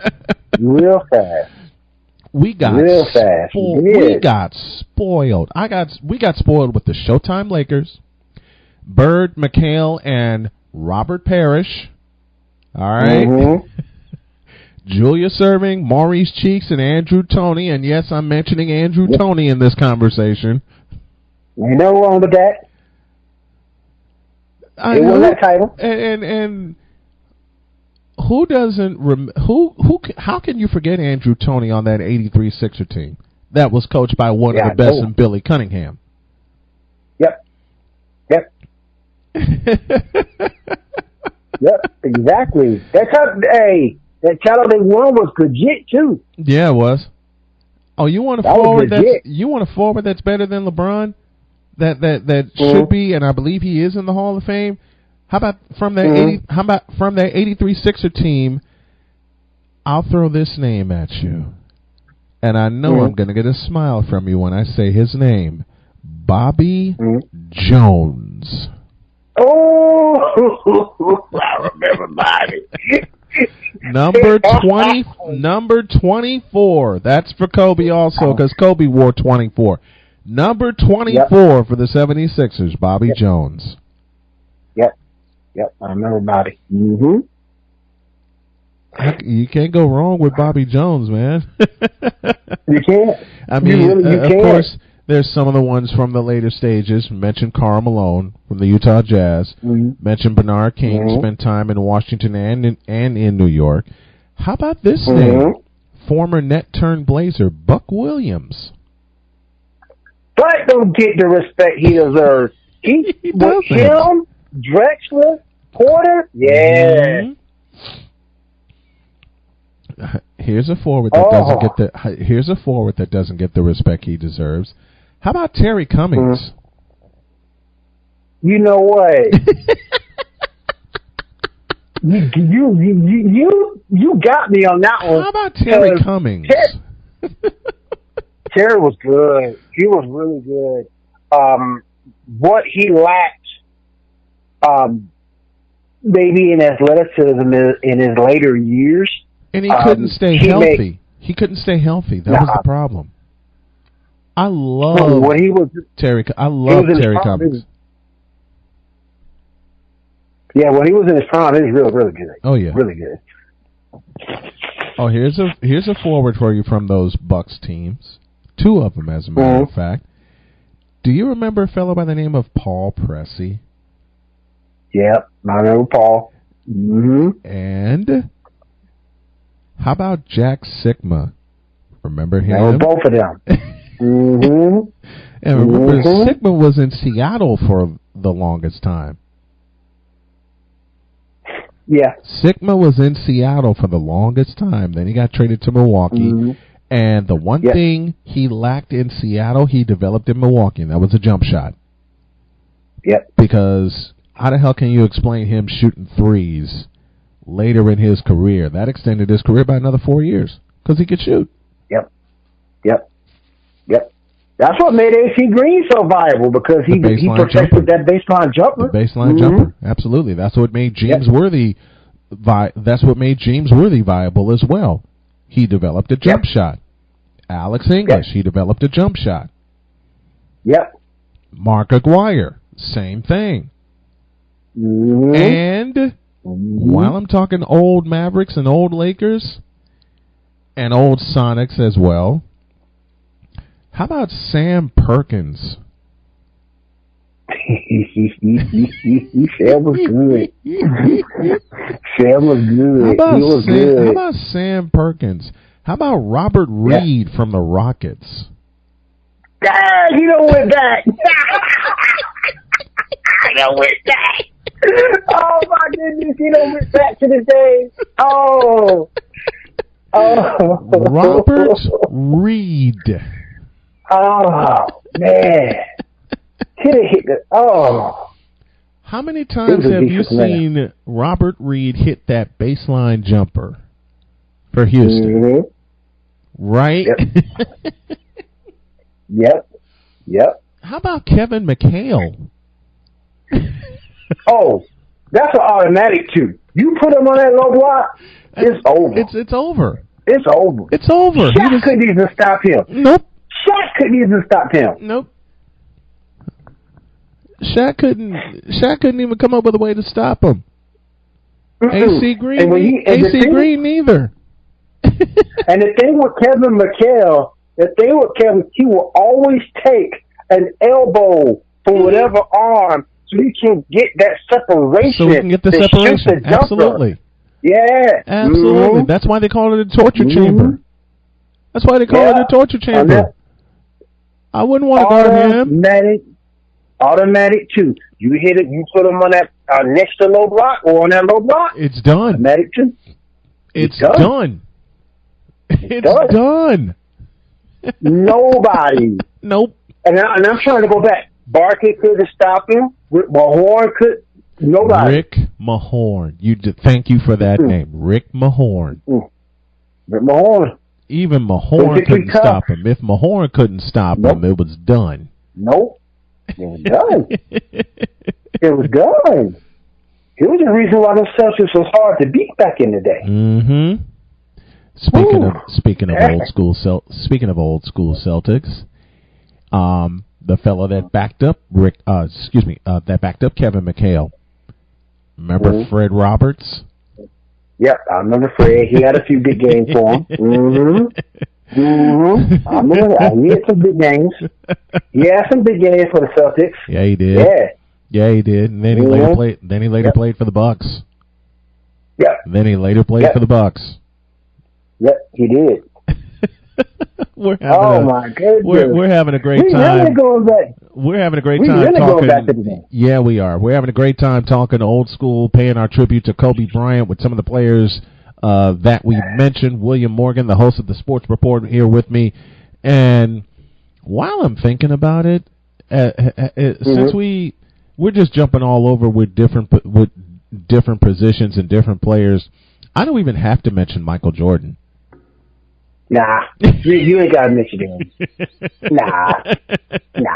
I don't have to mention the fellow who originated wearing number 23. If you look at Michael, and I'm glad you brought him up because Kobe's game was patterned after him. Yes. Maybe not his personality or his mentality, but his game was patterned after Mike. And the one thing about Michael, everybody keeps saying the one knock against Michael was his assist totals. But the thing with me is you have to remember, you didn't want Michael Jordan bringing the ball up the floor. You had Scottie Pippen bringing the ball up the floor.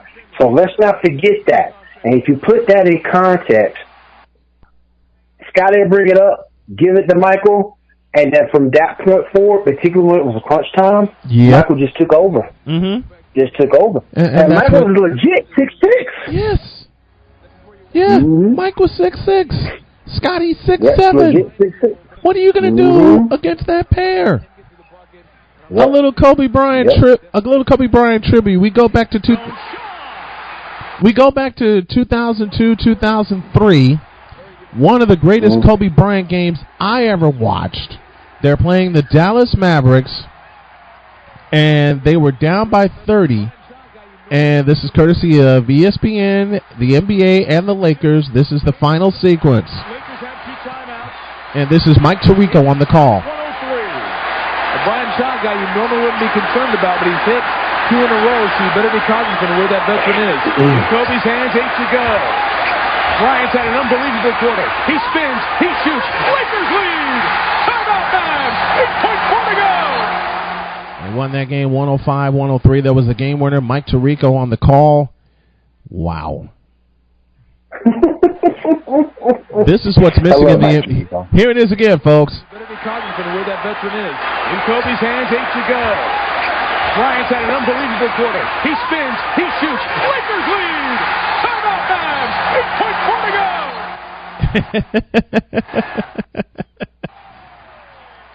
This is when the NBA changed for me. This season, 2002-2003.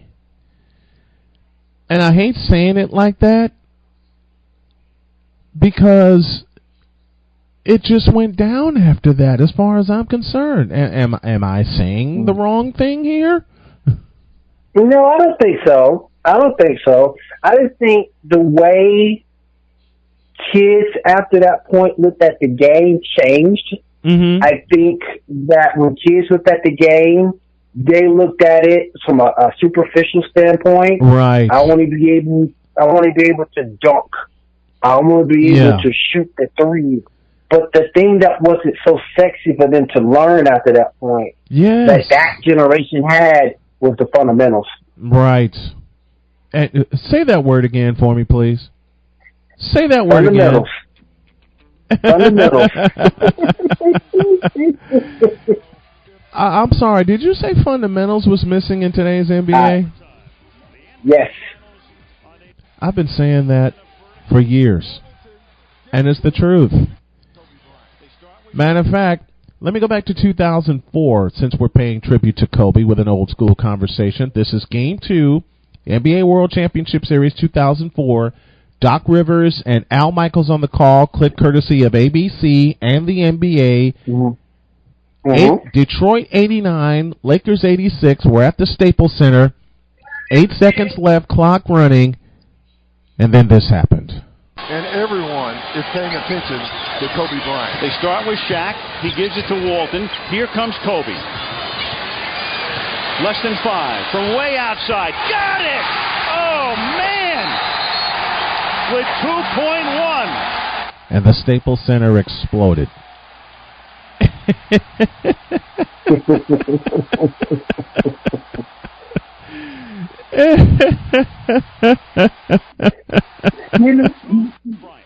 You know what? A lot of these guys who were also calling the games needs to be respected too, because there's a few guys I liked. I liked Doc Rivers on the call. Yeah, Doc Rivers was fantastic. Doc Rivers was fantastic. I thought Mike Fratello wasn't bad either. Oh, the czar of the telestrator. Can't go wrong with him. But like I said, I'm kind of spoiled. Yeah, I've been spoiled because the voice you're about to hear was the voice from my childhood when it came to watching and listening to the Chicago Bulls. We go back to 1987, and I know I'm dating myself here, but I don't care. Anyone who knows me, and I'm trying to get the clip up here, anyone who knows me or knows of me knows I love this voice. Sports Arena. A sold-out LA Sports Arena as the Bulls visit the Los Angeles Clippers. Good evening, everyone. Jim Durham with Johnny Kerr here in Los Angeles. The Bulls trying to halt a Jim Durham and Johnny Kerr. They're coming off their 6th Yes, sir. Yes, sir. When it was Sports Vision. Yep. When it was Sports Vision, not Sports Channel, because Sports Channel hadn't migrated to Chicago yet. It was Sports Vision. Yep. Exactly. As a matter of fact, let me find a clip where Jim Durham called a Kobe Bryant shot. I think that would be fitting for us to close this segment. And if I find it, I'm going to set the table for you guys. The year was 2002. It was the Western Conference Finals between the Kings and the Lakers, and I'm going to have a Kings fan on here in a little bit. Yeah, you know the clip I'm going for. Yep. You know the clip I'm going for. You know the clip. Let me see if I can find it. And I don't want the NBC clip. I want the clip where Jim Durham called it for ESPN Radio. Ooh. I want to find that clip. And I'm going to try my best to find it. Mm. Actually, Robert Horry hit that game winner. Kobe just set it up. He just set it up for him. Yeah, that was Robert Horry, I believe. There it is. Yeah, Robert Horry hit the game. Robert Horry hit the game-winning three. Why am I thinking Kobe? Why am I thinking Kobe Bryant hit it? Because Kobe set him up. Because Kobe set him up. That's why. I think this is the NBC call. We're gonna find out here in a moment. William Morgan. 7 seconds. Bryant putting the move on Christie. Rebound O'Neal. Yeah. I'll have to find it another time. I gotta let you go. I got some more guests coming on here, but William Morgan joining me as we pay homage to Kobe Bean Bryant with a lot of old school conversation. Y'all will hear this on my NBA podcast as well, and you'll hear this conversation in its entirety. Man, I cannot, for such a horrible circumstance as the NBA world losing one Kobe Bryant, I cannot thank you enough for coming on and talking some old school sports, some old school NBA, paying homage to Kobe and paying homage to the old school. I can't thank you enough for coming on, my friend. I really appreciate it. Thank you, man. Thank you, man. Anytime. Rest in peace, Kobe. Rest in peace. We got more after this.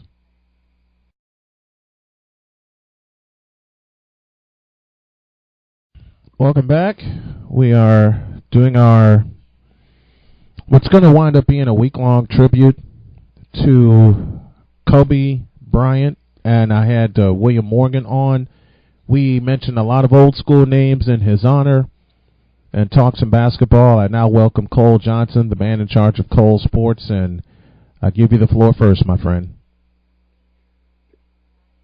Yeah, well, where to begin? I mean,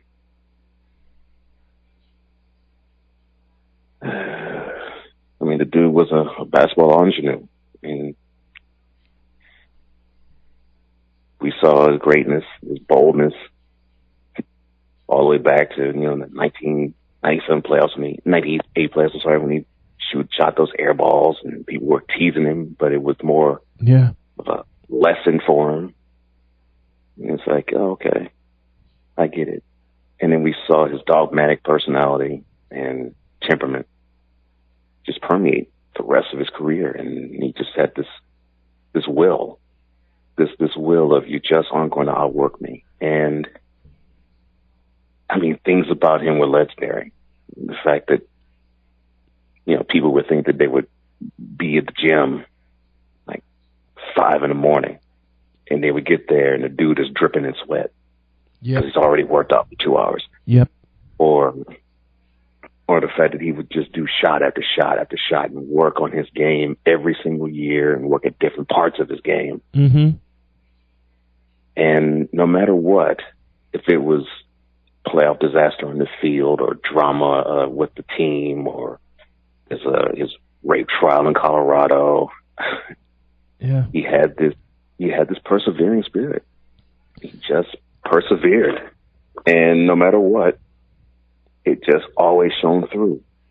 And then when he retired 4 years back, we got a chance to see the man behind the maniacal focus that he had.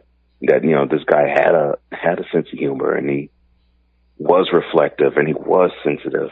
Yeah. And then we hear what we hear today, on Sunday, and man, it hurts. It hurts a lot. This dude hasn't even got a chance to be in the Hall of Fame yet. It was a foregone conclusion, but I was waiting for it, and he would have been available to be in the Hall of Fame next year. And I was looking forward to that speech. So was I. Now we won. I looked forward to Michael's speech, Magic Johnson. I looked forward to Kobe's speech for the Hall of Fame. And now it won't even happen. This is so heartbreaking. I mean, you mentioned the perfect term, maniacal focus, and it was maniacal, but you saw him off the floor after he retired, and that weight was lifted off of his back. And you saw how he and Shaquille O'Neal, and I'm so happy for this, made up in a 40-minute interview, and I watched every minute of that interview, and I saw tears were flowing because these were two brothers in battle. Yeah, I saw that same interview too, and it was, it was interesting how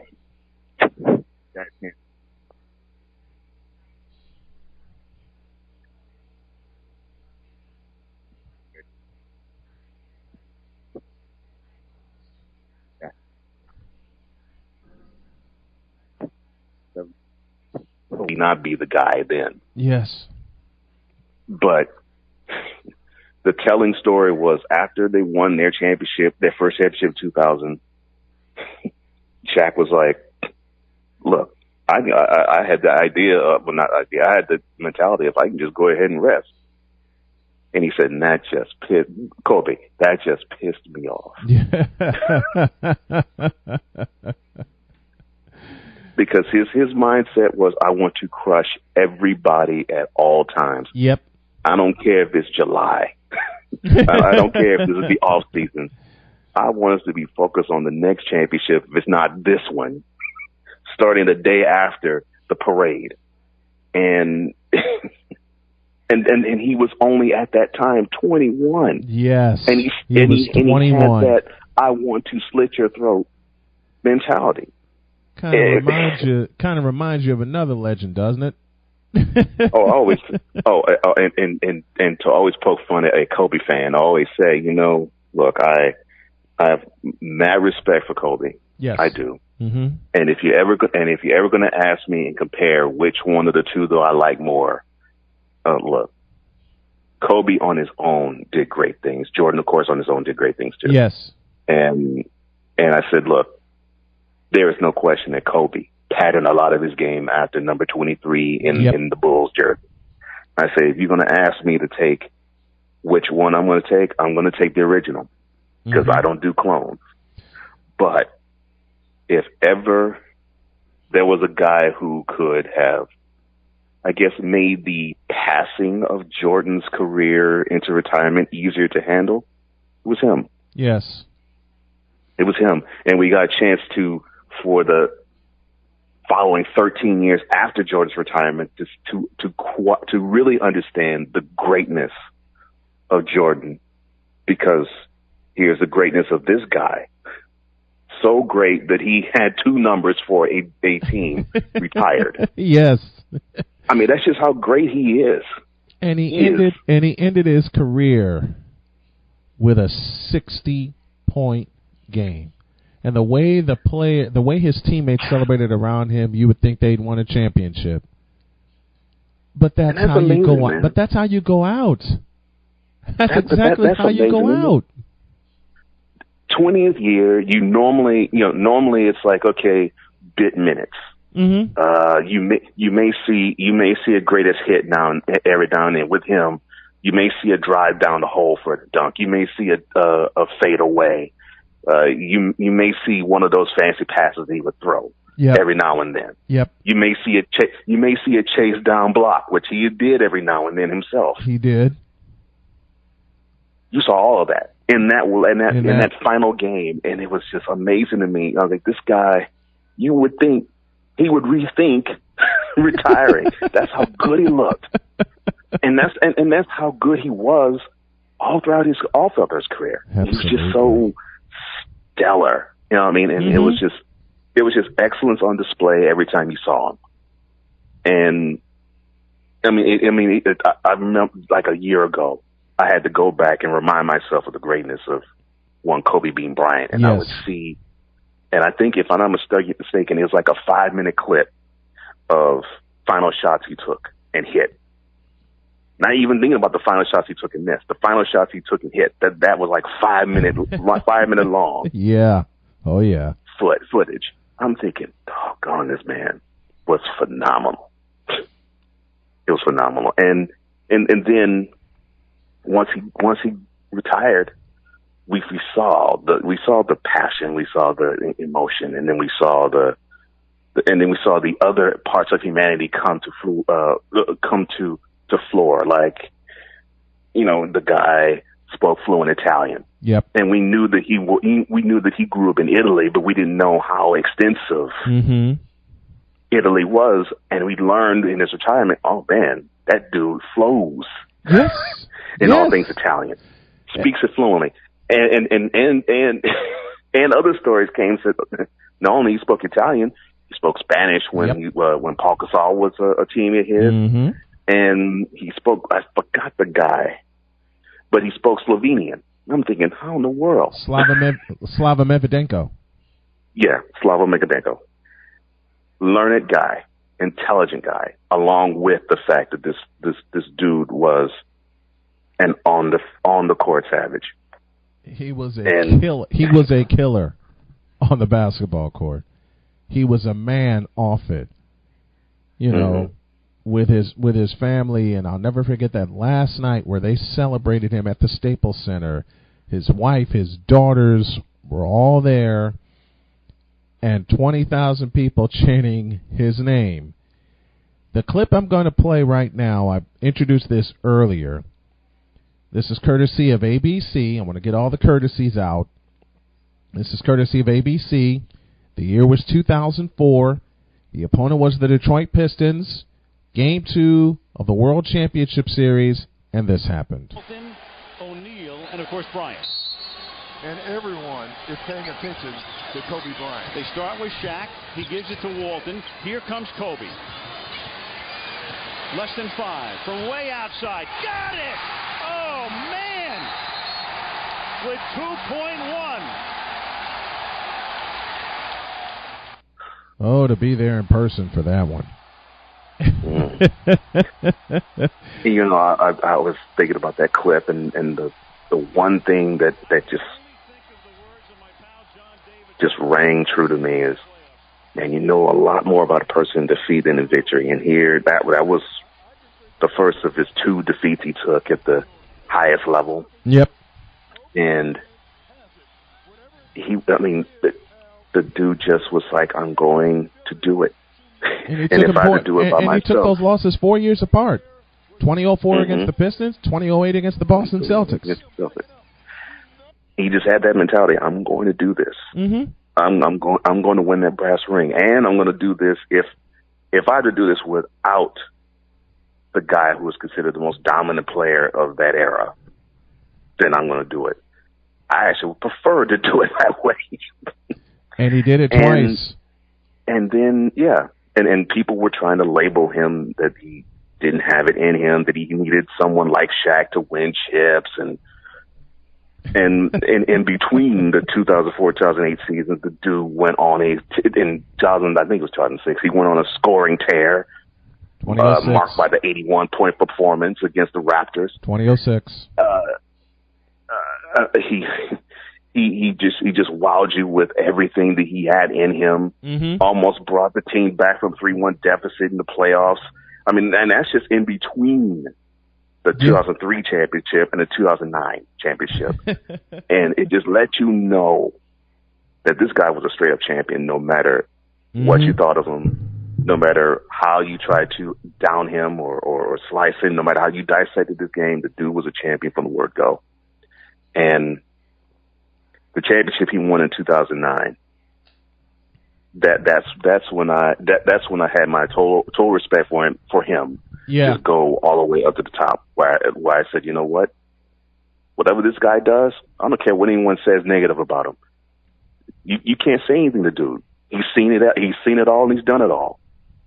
You know, he he won being the Robin. He won being the Batman now. Yep. And he's done it in a way that all you could do is respect it. He did it for 20 years. 2 decades strong, man. 2 decades strong. And no matter what lesson you taught him, he learned it, he adapted, and he never made the same mistake twice. And it was amazing to see how he grew. The mistake he made in 2008, losing the World Championship Series, led to 2 more titles, 2009 and 2010. Faced the same team that gave him that 2008 loss, showed him the door in 2010. Yep. And, you know, it just goes to show, man, how determined he was, how intelligent he was, how insightful he was. And then the label on the rap he got, being a bad teammate, I always thought that was faulty from the word jump. Mm-hmm. Because how could that be when you would see, and Jordan got the same rap. Yeah, he how did. Could that be? He did. How can that be when the goal for any player, whether you're the number 1 player or number 15, is to win it all. Is to win it all. And I know Kobe would be the type to do everything possible for you to help him win it all. Yeah, that doesn't sound like a bad teammate to me. You know something? And then when you talk about you talk about the rap that MJ got for being a bad teammate. You know who could either confirm or dispel that rumor, and he wound up dispelling it? Steve Kerr. Steve Kerr. Mm-hmm. Hell, John Paxson, for that matter. Mm-hmm. 4 years earlier, Steve Kerr dispelled that rumor because if MJ was a bad teammate, why was MJ trusting Steve Kerr to knock down a 15-footer to win the title? I was about to say, not just a regular, everyday 15-footer. A championship clinching 15-footer. As the shot one that clock, gave him championship number 5. Yep. As the shot clock went dead. And you remember before the time, in the timeout, he got together with Kerr and said, "If Stockton leaves, it looks like if Stockton leaves, be prepared. That ball's coming your direction." And knowing Steve, that, and Steve Kerr said, "I'll knock it out," and he did. Mm-hmm. That's what. To me, that's the basketball savant. Yep. That I see, and that's why I can't say, okay, well, he's a bad teammate. No, they're not. You know who could dispel that rumor in Kobe Bryant's favor? Ron Artest. 2010. And has on many different occasions. Yep, mm-hmm. 2010, Game 7. Kobe couldn't get anything going, so he finds Ron Artest, and Ron Artest bangs home a 3 to essentially clinch the title. Yeah. And Kobe, and that's the thing, Kobe, the shot wasn't falling. What did he do? Okay, well, hey, I'm not getting the points. He ended up getting 21. That's why I'm not getting the points. Well, I'm going to rebound, play defense, and throw dimes. Mm-hmm. Mm-hmm. That's Kobe to me. Perfect. Thank you. Perfect game. Yep. If you want to ask me, how do I think of Kobe in terms of his game? Game 7, 2010 NBA Finals / World Championship Series. Yep. His full game wasn't on. No, it wasn't. What we know him best is scoring. The shots weren't falling, but he didn't like how some people in today's game just says, okay, well, the shots aren't falling, I'm going to tell you shoot them. No, shots weren't falling. So, okay, how can I impact the team in other ways besides scoring? How can I help us win?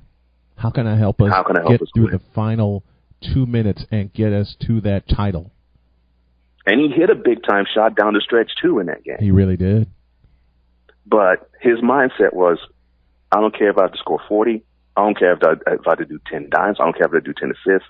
I don't care if it's 10 rebounds. I don't care if it's 5 steals. Any way possible. Mm-hmm. And that's Kobe to me. That's Kobe. That game, it wasn't the beautiful drive down the post with a dunk. It wasn't the fadeaway that we know him to have. It wasn't a running jumper. It was just to grind it out, do whatever I have to do to get this chip. Mm-hmm. It was a grind out game. It was indeed a grind out game. Mm-hmm. Here's the game we're talking about. ABC/ESPN did the broadcast. This is Game 7, 2010, and Rasheed Wallace had just hit a 3 to cut it to 3. Mike Breen, Mark Jackson, and Jeff Van Gundy on the call. So good at designing plays out of timeout. Great patience by Pierce, allowing the play to develop. Rasheed Wallace has made some huge plays tonight. Coming up on a minute remaining. Bryant looking. Artest, that's a 3. Bang! And the crowd explodes. This was a grind-out final. It was a grind-out championship series. The whole series was a grind-out, yeah. It was a grind-out series.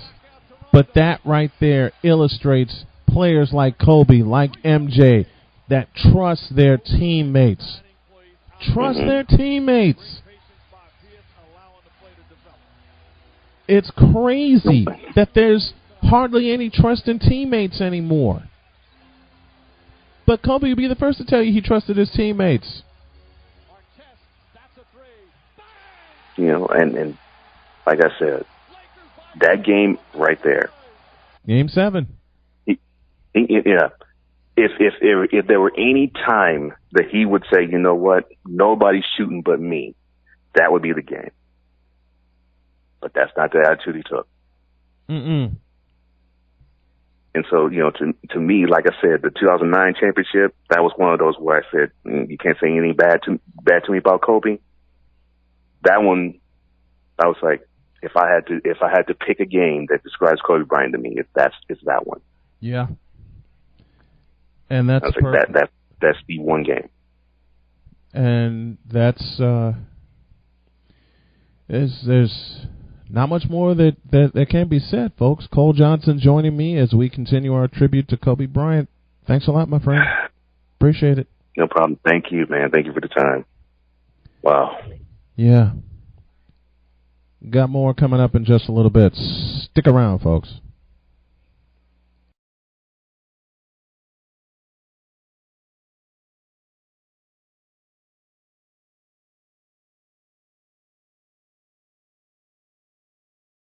All right, folks, we continue on this Friday edition of Snowman in the Morning as we now have officially begun the countdown to Super Bowl 54.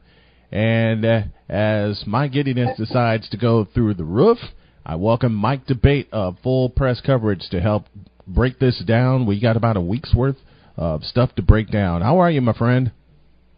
I am doing great, my friend. Thank you so much. Always a pleasure to join you here on a Friday morning, and can't think of a better way to head into the weekend than talking some Super Bowl 54 and your San Francisco 49ers and the Kansas City Chiefs.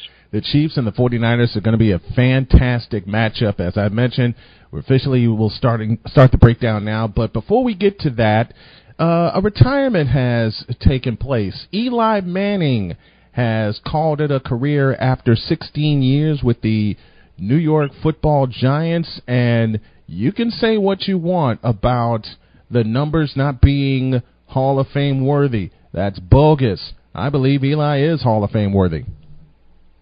Absolutely, and I completely agree with you. Look, there's an old standard with Hall of Fames, and not just NFL either. I mean, you take a look at, the Major League Baseball Hall of Fame, and you take a look at the Pro Basketball Hall of Fame, and of course the Pro Football Hall of Fame, hockey, you name it.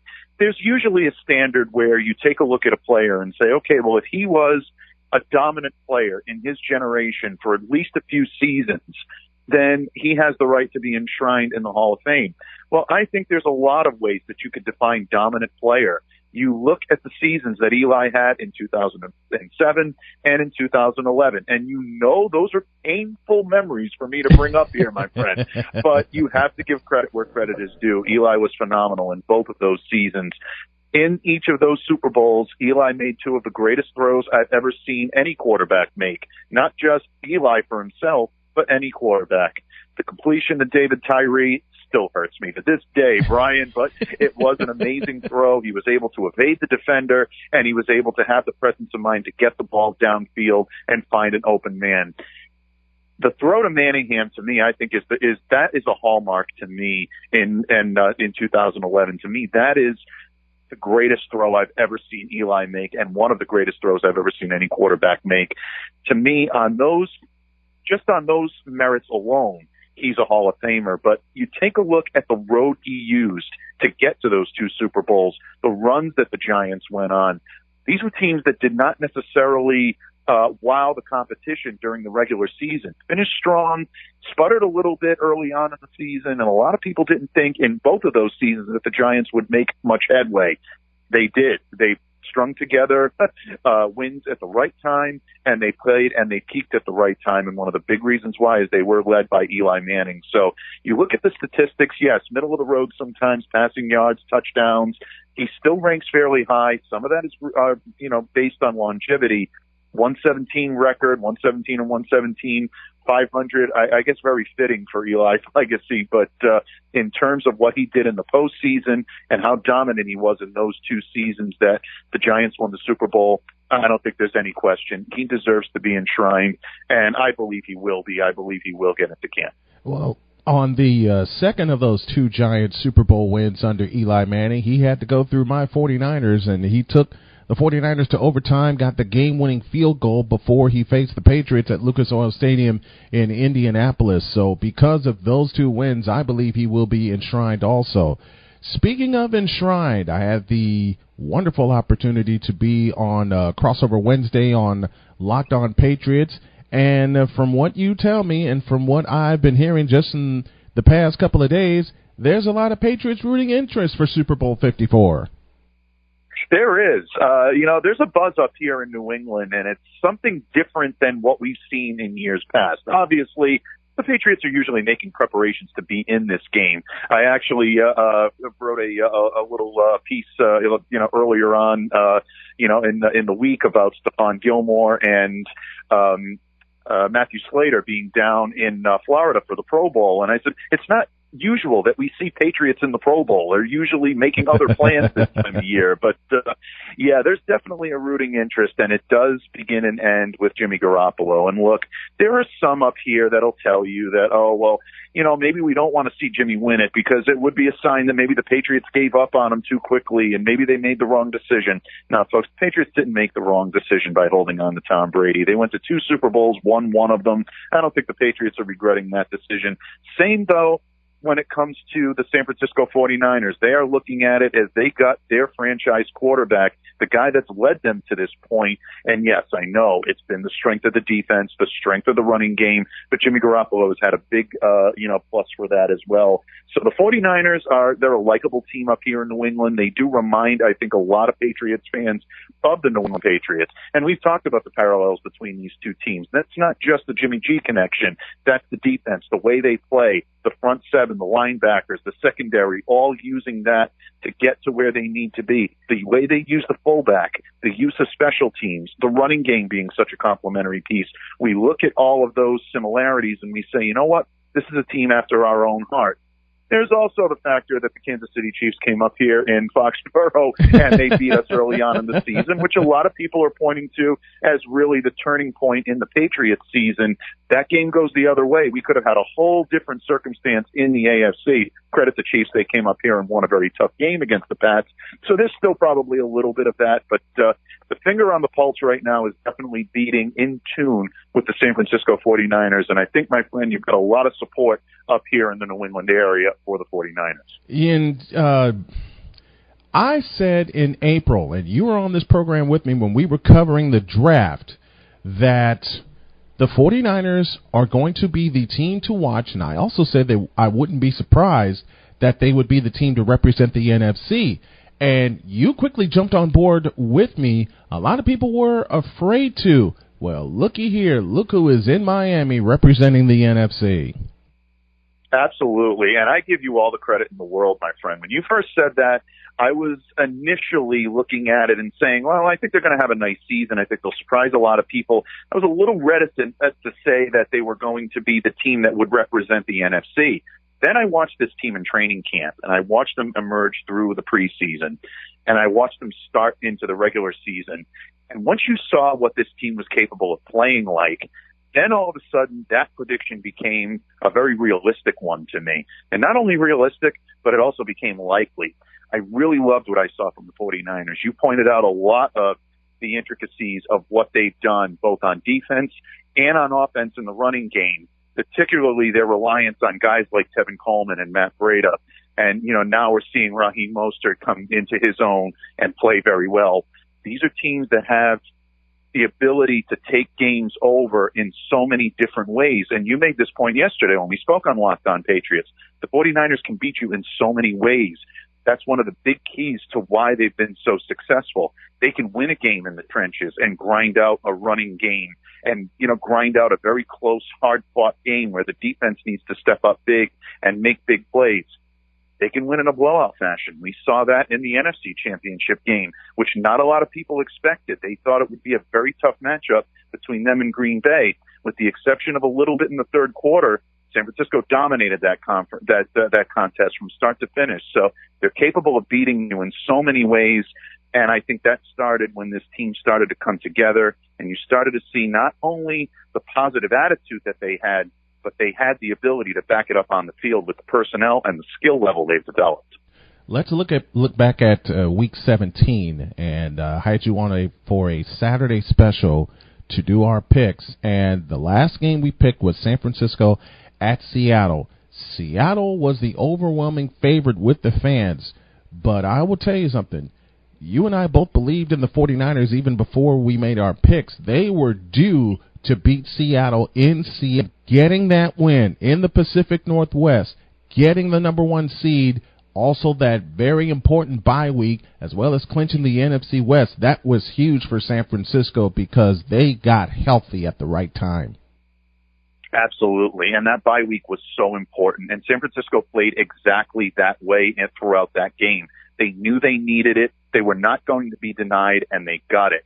And look, I know a lot of people are saying, oh, well, they were within an eyelash, Seattle, and then we're going back and forth, and they could have very easily been the 5 seed. And yeah, a lot of that is true, but they weren't the 5 seed. They didn't give in to that. They allowed themselves to be in that position. They had the opportunity, and they took it, and that's what good teams do. That's why they're still playing. You said it best, that game, and you said it before the Minnesota game 2 weeks later, a chance to shine on the big stage. Yes, all the questions would be about Jimmy Garoppolo, but a lot of the questions were about how the 49ers would perform in the postseason. The 3-and-out against Minnesota, I believe, set them on their way, not just for that game, but for the NFC Championship game as well.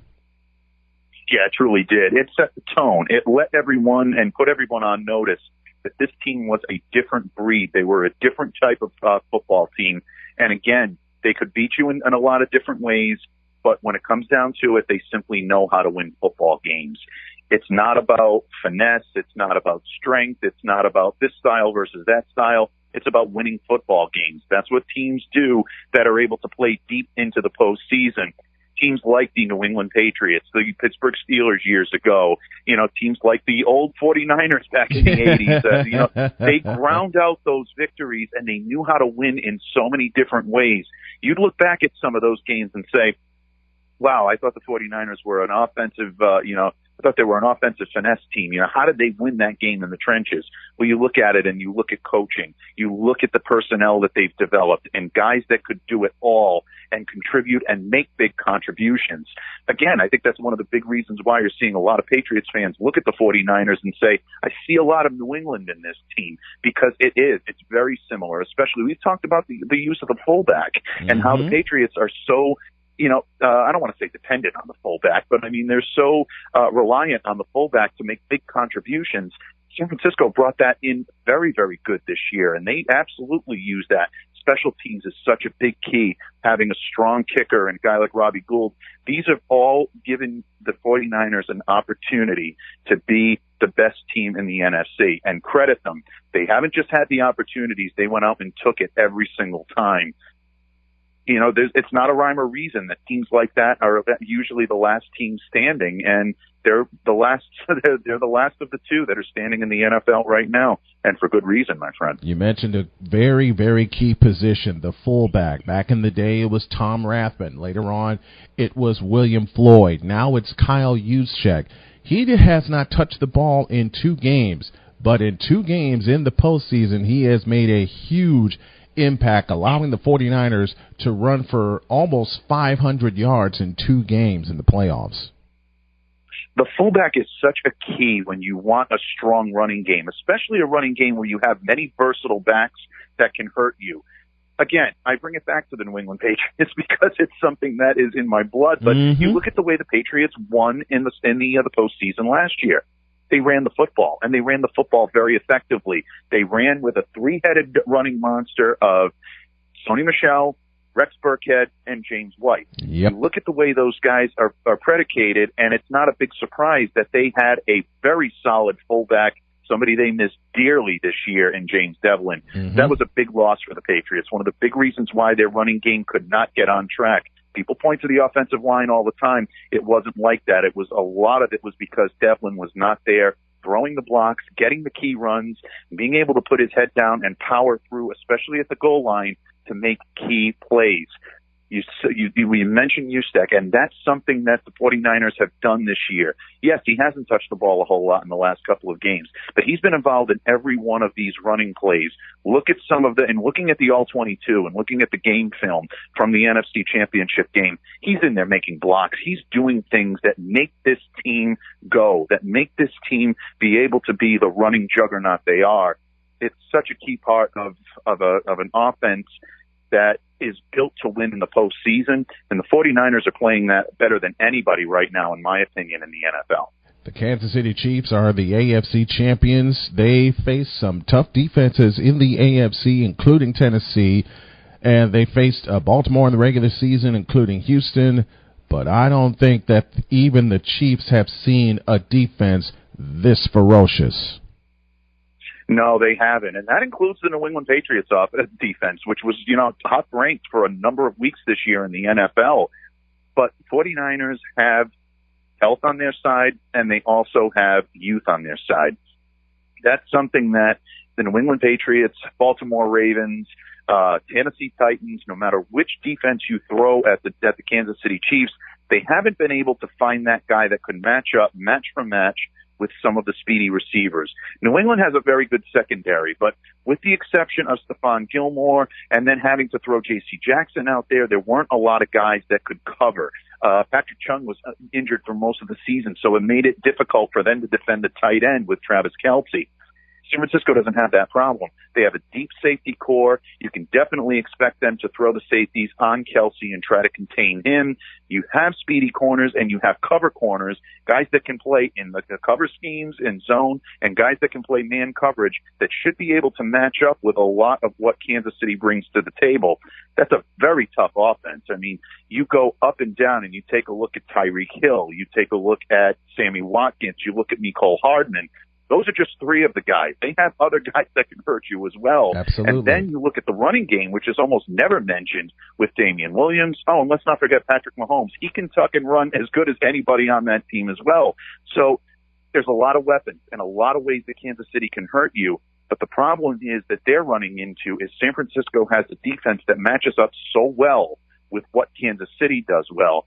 That's why I know there's a report floating around on Thursday that a lot of GMs and a lot of coaches in this league are now expecting Kansas City to roll in this game. I would be very, very cautious in telling people to expect a Kansas City rout in this game. I think it's going to be just the opposite. I think it's going to be a very, very close game. I think both teams are very evenly matched. And I think San Francisco is ready to come to play. This is not a team that's going to get blown out, folks. It's really not. The 49ers haven't been blown out all year. They've been in every single game. As a matter of fact, you can make the argument that were it not for a pair of field goals at the gun as well as a weird ending against Atlanta at Levi's Stadium, San Francisco would still be undefeated. They might be. I mean, and there's a very good argument for that. And, Bryant, in a lot of ways, let me tell you, undefeated seasons can sometimes be the weight of the world going on to a team heading into the postseason. There's only one team that knows what that's like other than the 70 Miami Dolphins, and that's the 2007 New England Patriots. They had that weight on their shoulders, and even Bill Belichick has come out and said, you know what, might not have been a bad thing if we lost the game. It really might not have been. I think they would have rather have had that Super Bowl title than maybe the undefeated season that they were trying to hold on to. A lot of times losses like that build character. We talked about a little bit on the show earlier in the week, and we also talked about it on Locked On Patriots yesterday in Week 3 against the Pittsburgh Steelers. Yep. This team turned the ball over 5 times. They came back from that adversity, albeit they won that game. But it was a game in which they had to overcome adversity, and teams that have the ability to overcome adversity like that and still be able to come out on top are the teams that you see playing deep into the playoffs. So I agree with you. I think they very easily could be undefeated. I think there's a situation where, they're definitely coming in, meeting a team that's playing as hot as anybody right now. No one is saying that Kansas City is not capable of winning this game. They certainly are. But the 49ers are equally as capable of winning this game. And I think to say that these guys are going to get routed is a big-time mistake by, I don't know. I don't put too much stock into what people say before the games. That's why they play the games on the field and not on paper. Let it happen as it will on the field. I would be shocked if that was the case. I would absolutely be shocked if that was the case, but I don't expect it. I think these two teams are evenly matched, and you're going to see a good game coming up in another week. You're going to see a wonderful Super Bowl coming up next Sunday, and I'm going to say this, and I'm going to say this in a week's time when we make our official picks, even though I think we may have tipped our hand already. But it just seems like, and I've said this against the Packers, and I've said this against the Vikings, as great as Kansas City is playing right now, revenge against Houston. They didn't have to see Baltimore's defense. They didn't have to see New England's defense. It's the irresistible force of the Chiefs' offense meeting the immovable object that's the 49ers' defense. That's how I see this right now. And in 2 games, the immovable object has yet to be touched. Absolutely, and it has yet to be touched.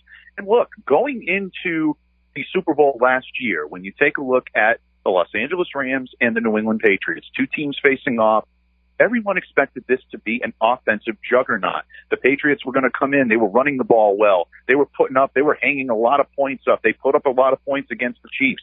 They absolutely annihilated the Chargers at home.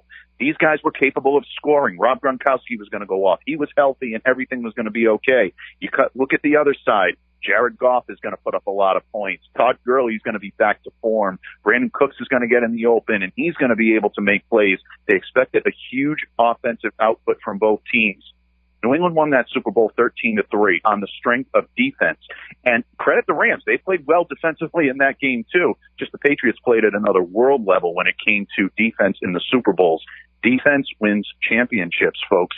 And when you take a look at the 2 units side by side, I give all the credit in the world to Steve Spagnuolo and some of the new additions that they made in Kansas City. Their defense is vastly improved from where it was last year. But the San Francisco 49ers has been the elite defense in the NFL all year long. And if it comes down to a defensive slugfest, I like San Francisco's chances in this one. Let's look at San Francisco's defense and how out of sight they've been playing all season long. I've mentioned this quite a few times. You and I have talked about it. There's one thing the 49ers don't do or don't have to do. That's blitz. They don't have to send extra pressure because they got 4 good guys up front that get home. Absolutely. And that's one of the things that I think, and, I may, anger some of my own constituents here when I say this, but to me, that's what separates them from the Patriots defense this year. And look, the Pats had a tremendous year. They had a great defense. They really and truly did. They ran a lot of what they did, and they had the success that they had on the backs of their defense. But that was one of the things they had to do in order to be effective. They loved that zero blitz. They loved to do it. They also loved to show blitz. And then if they didn't do it, they would drop the linebacker into coverage and they'd be able to cover, and the linebacker would turn into almost a 5th or sometimes even a 6th defensive back when they wanted to run the nickel packages. San Francisco doesn't have to do that. They know who they are. They absolutely have the ability to rush the passer with the defensive front that they have, the edge rushers. You get the defensive ends in there, and they're able to do that, and the linebackers can play within their scheme. They don't necessarily have to show or disguise a lot of what they're doing. That's the mark of an excellent defense. When you know what's coming and you still can't stop it, it's difficult. Switching sports here, it reminds me a lot of what Mariano Rivera used to do when he used to come in when he threw as that a relief cutter pitcher. Everybody knew that cutter was coming. No one in the stadium knew, expected anything different, and they still couldn't hit it. Nope. To me, that's what I'm seeing out of the San Francisco defense this year, and it's a scary thing. Even when you have a quarterback playing as well and as high of a level as Patrick Mahomes is playing at right now.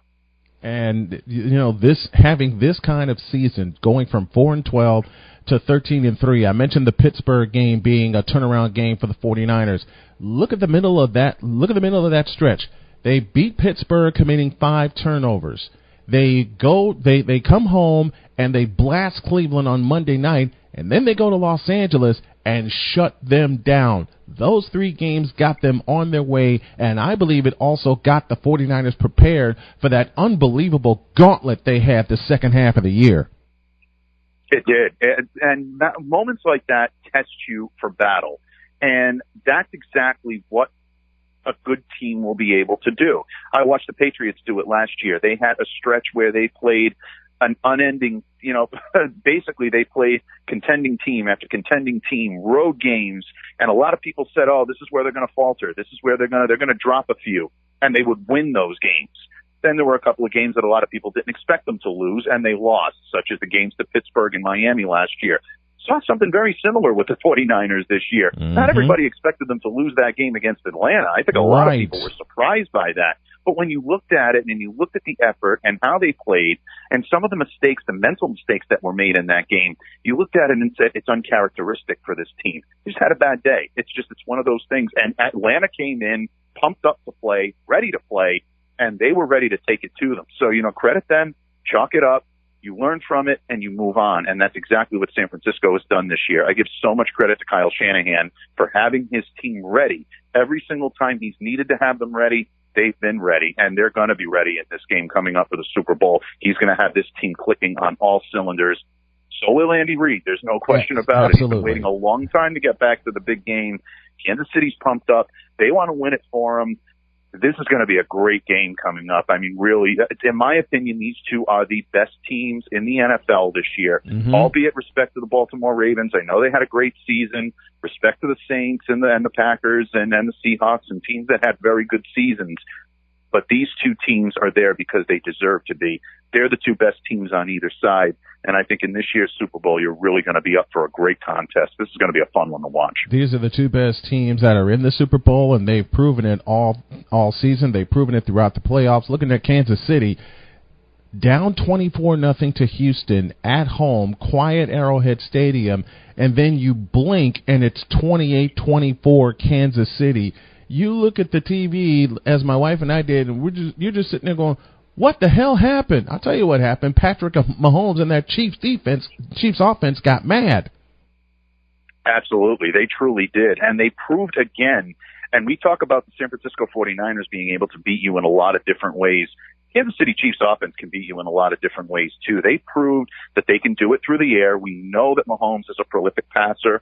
I mentioned earlier on this week on the show that I've been so impressed with the maturity and the growth that I've seen in Patrick Mahomes in terms of a pocket passer, his patience, his presence in the pocket, his ability to make things happen, his ability to expand out of the pocket and make things happen, not just rely on his athleticism, but rely on his savvy and his decision-making. That, to me, has been so impressive for him this year.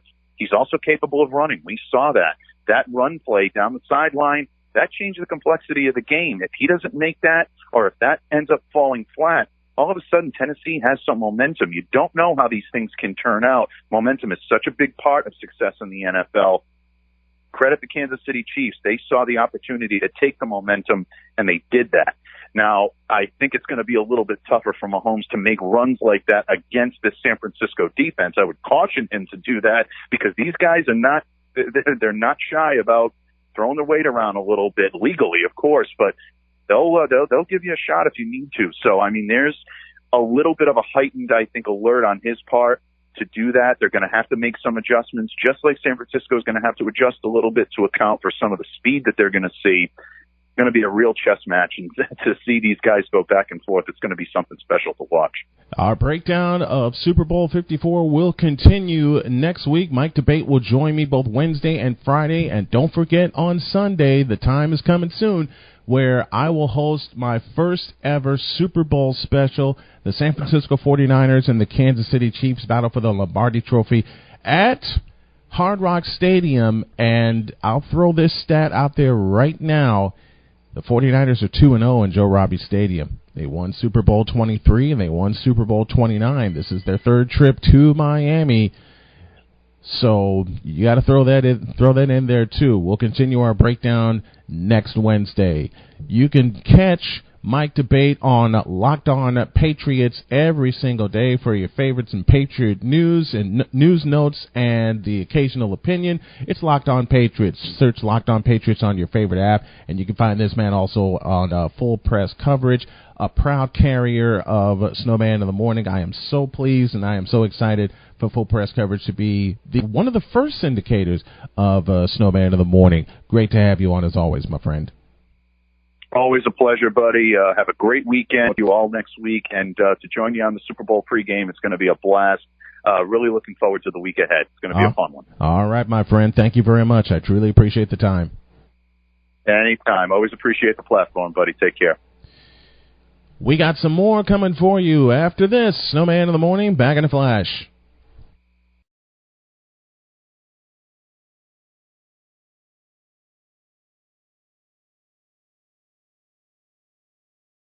Welcome back. We are doing what's going to wind up being a week-long tribute to Kobe Bryant, and I had William Morgan on. We mentioned a lot of old-school names in his honor and talked some basketball. I now welcome Cole Johnson, the man in charge of Cole Sports, and I give you the floor first, my friend. Yeah, well, where to begin? I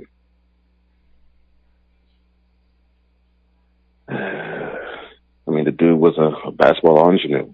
I mean, we saw his greatness, his boldness, all the way back to, the 1997 playoffs, 98 playoffs, when he shot those air balls and people were teasing him, but it was more of a lesson for him. And it's like, oh, okay, I get it.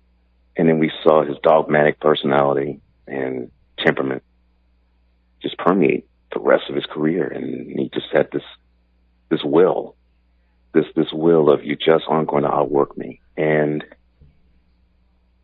things about him were legendary. The fact that, people would think that they would be at the gym like 5 a.m. and they would get there and the dude is dripping in sweat because he's already worked out for 2 hours. Yep. Or the fact that he would just do shot after shot after shot and work on his game every single year and work at different parts of his game. Mm-hmm. And no matter what, if it was playoff disaster on the field or drama with the team or his rape trial in Colorado, he had this persevering spirit. He just persevered, and no matter what, it just always shone through. And then when he retired 4 years back, we got a chance to see the man behind the maniacal focus that he had. That this guy had a sense of humor, and he was reflective, and he was sensitive. Yeah. And then we hear what we hear today, on Sunday, and man, it hurts. It hurts a lot. This dude hasn't even got a chance to be in the Hall of Fame yet. It was a foregone conclusion, but I was waiting for it. He would have been available to be in the Hall of Fame next year, and I was looking forward to that speech. So was I. Now we won. I looked forward to Michael's speech, Magic Johnson. I looked forward to Kobe's speech for the Hall of Fame, and now it won't even happen. This is so heartbreaking. You mentioned the perfect term, maniacal focus, and it was maniacal, but You saw him off the floor after he retired, and that weight was lifted off of his back. Yeah. And you saw how he and Shaquille O'Neal, and I'm so happy for this, made up in a 40-minute interview, and I watched every minute of that interview, and I saw tears were flowing because these were two brothers in battle. Yeah, I saw that same interview too, and it was, it was interesting how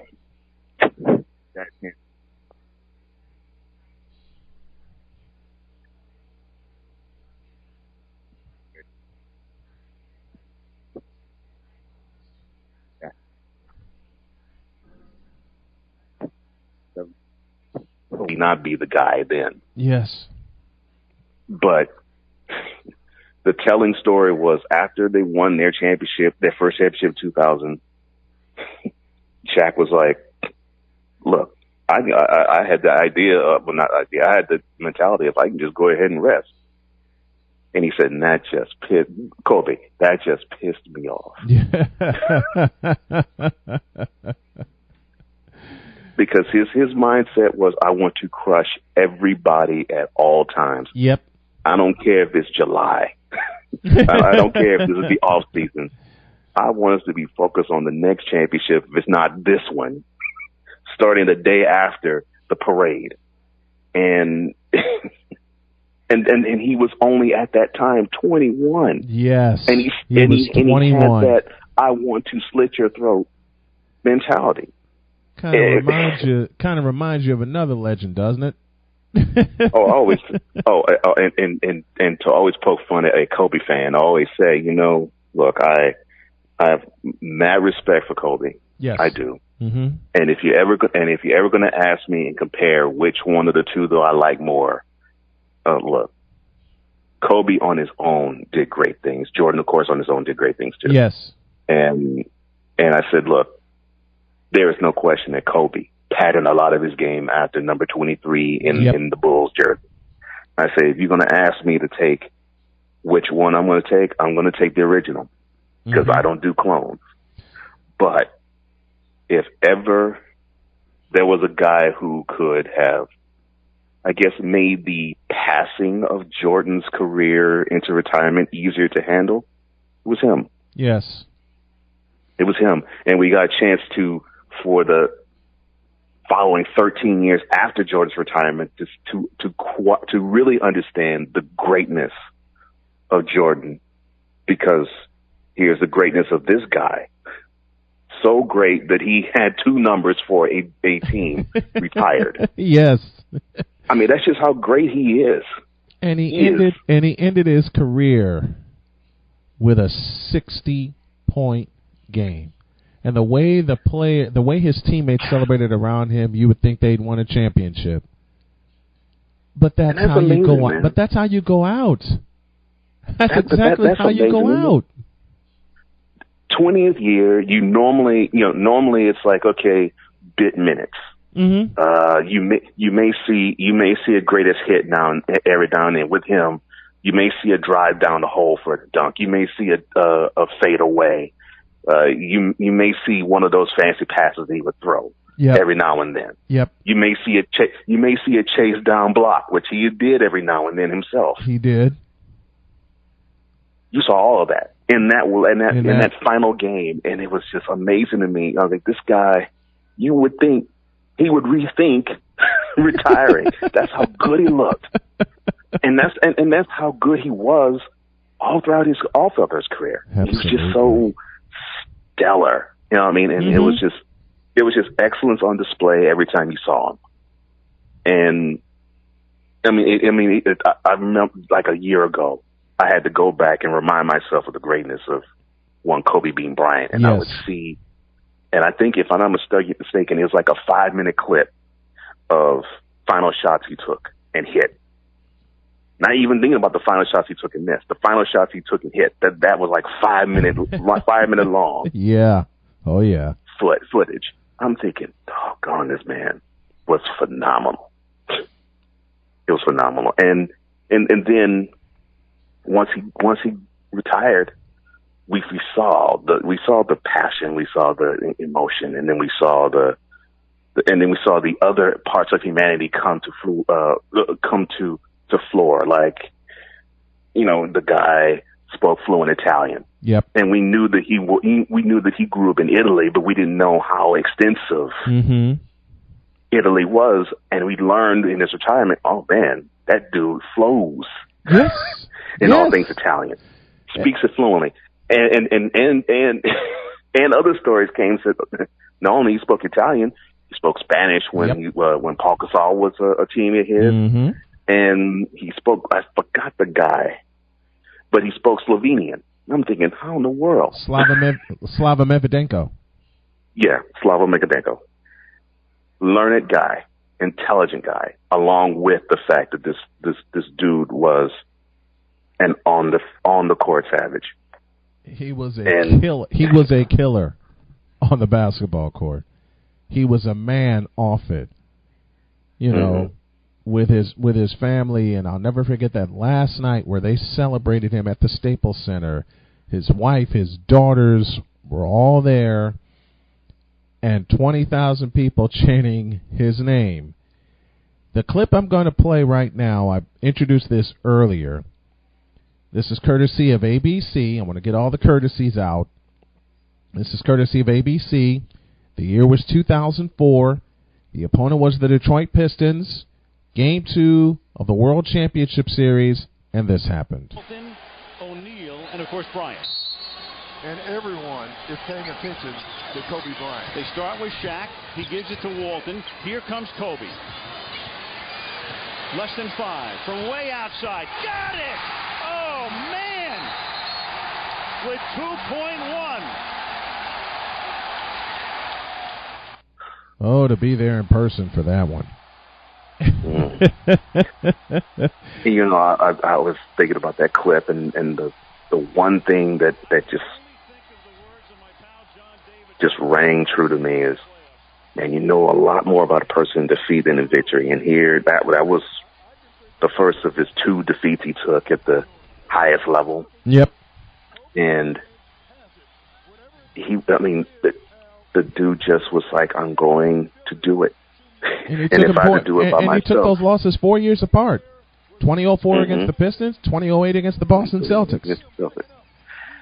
He just had that mentality. I'm going to do this. I'm going to win that brass ring, and I'm going to do this. If I had to do this without the guy who was considered the most dominant player of that era, then I'm going to do it. I actually prefer to do it that way. And he did it twice. And then, and people were trying to label him that he didn't have it in him, that he needed someone like Shaq to win chips, and in between the 2004-2008 seasons, the dude went on I think it was 2006, he went on a scoring tear, marked by the 81-point performance against the Raptors. 2006. He just wowed you with everything that he had in him. Almost brought the team back from 3-1 deficit in the playoffs.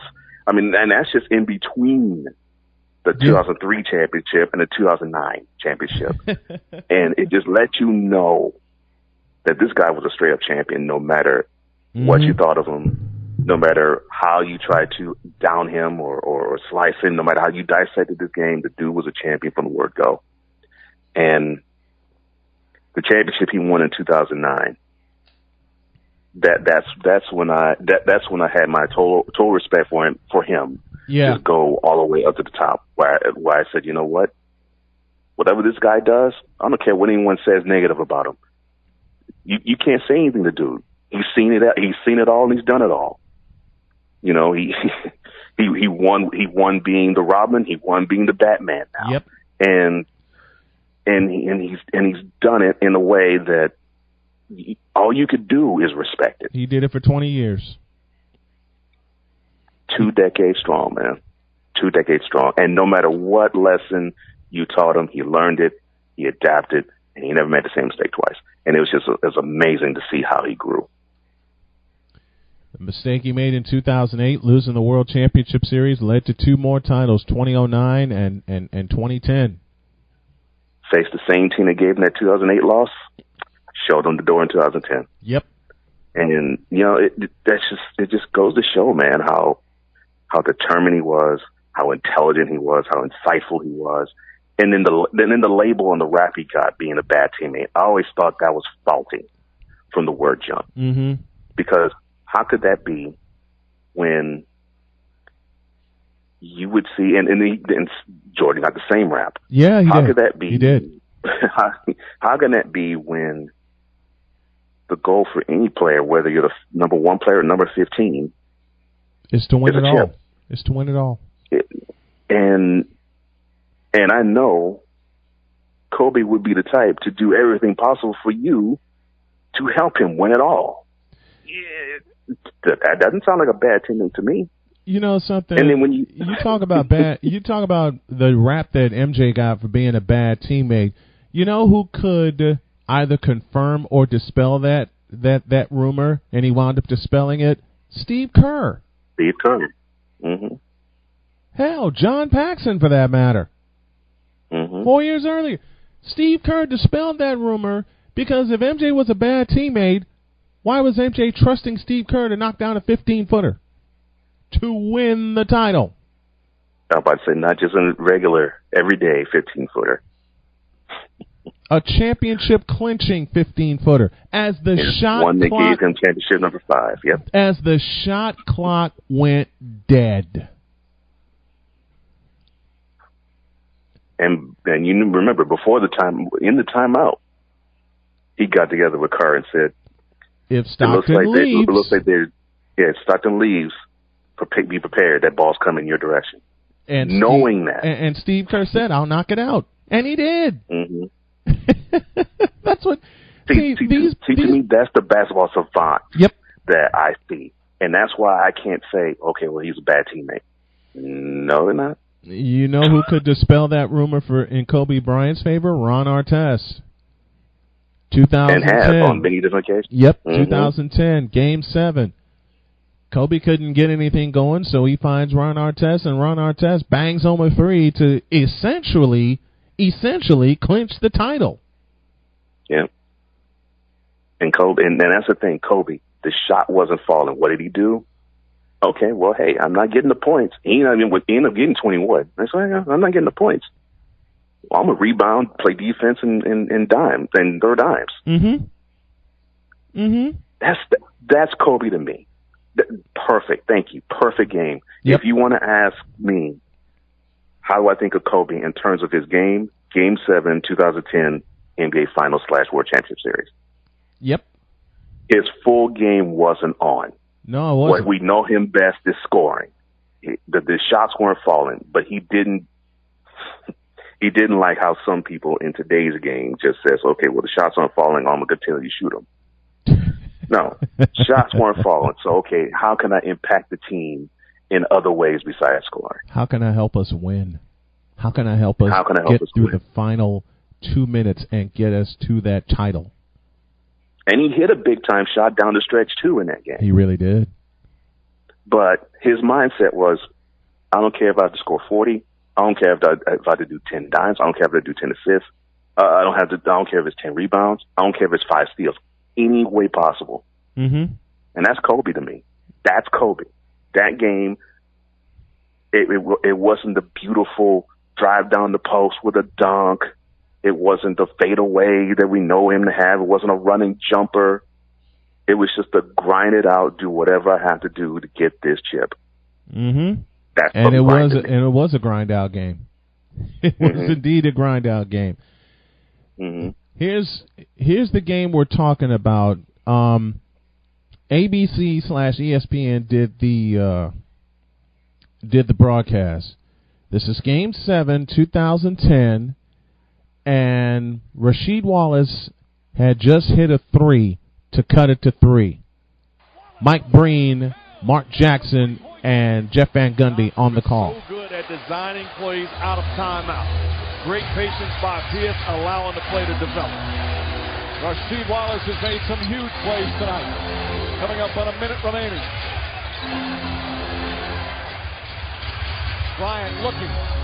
Artest, that's a 3. Bang! And the crowd explodes. This was a grind-out final. It was a grind-out championship series. The whole series was a grind-out, yeah. It was a grind-out series. But that right there illustrates players like Kobe, like MJ, that trust their teammates. Trust their teammates.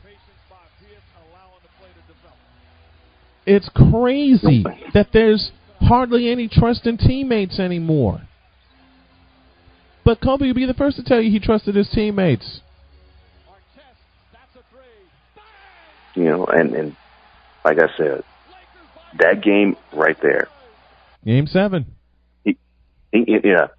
If there were any time that he would say, you know what, nobody's shooting but me, that would be the game. But that's not the attitude he took. And so, you know, to me, like I said, the 2009 championship, that was one of those where I said, you can't say anything bad to me about Kobe. That one, I was like, if I had to pick a game that describes Kobe Bryant to me, it's that one. Yeah. And that's that's the one game. And that's there's not much more that can be said, folks. Cole Johnson joining me as we continue our tribute to Kobe Bryant. Thanks a lot, my friend. Appreciate it. No problem. Thank you, man. Thank you for the time. Wow. Yeah. Got more coming up in just a little bit. Stick around, folks.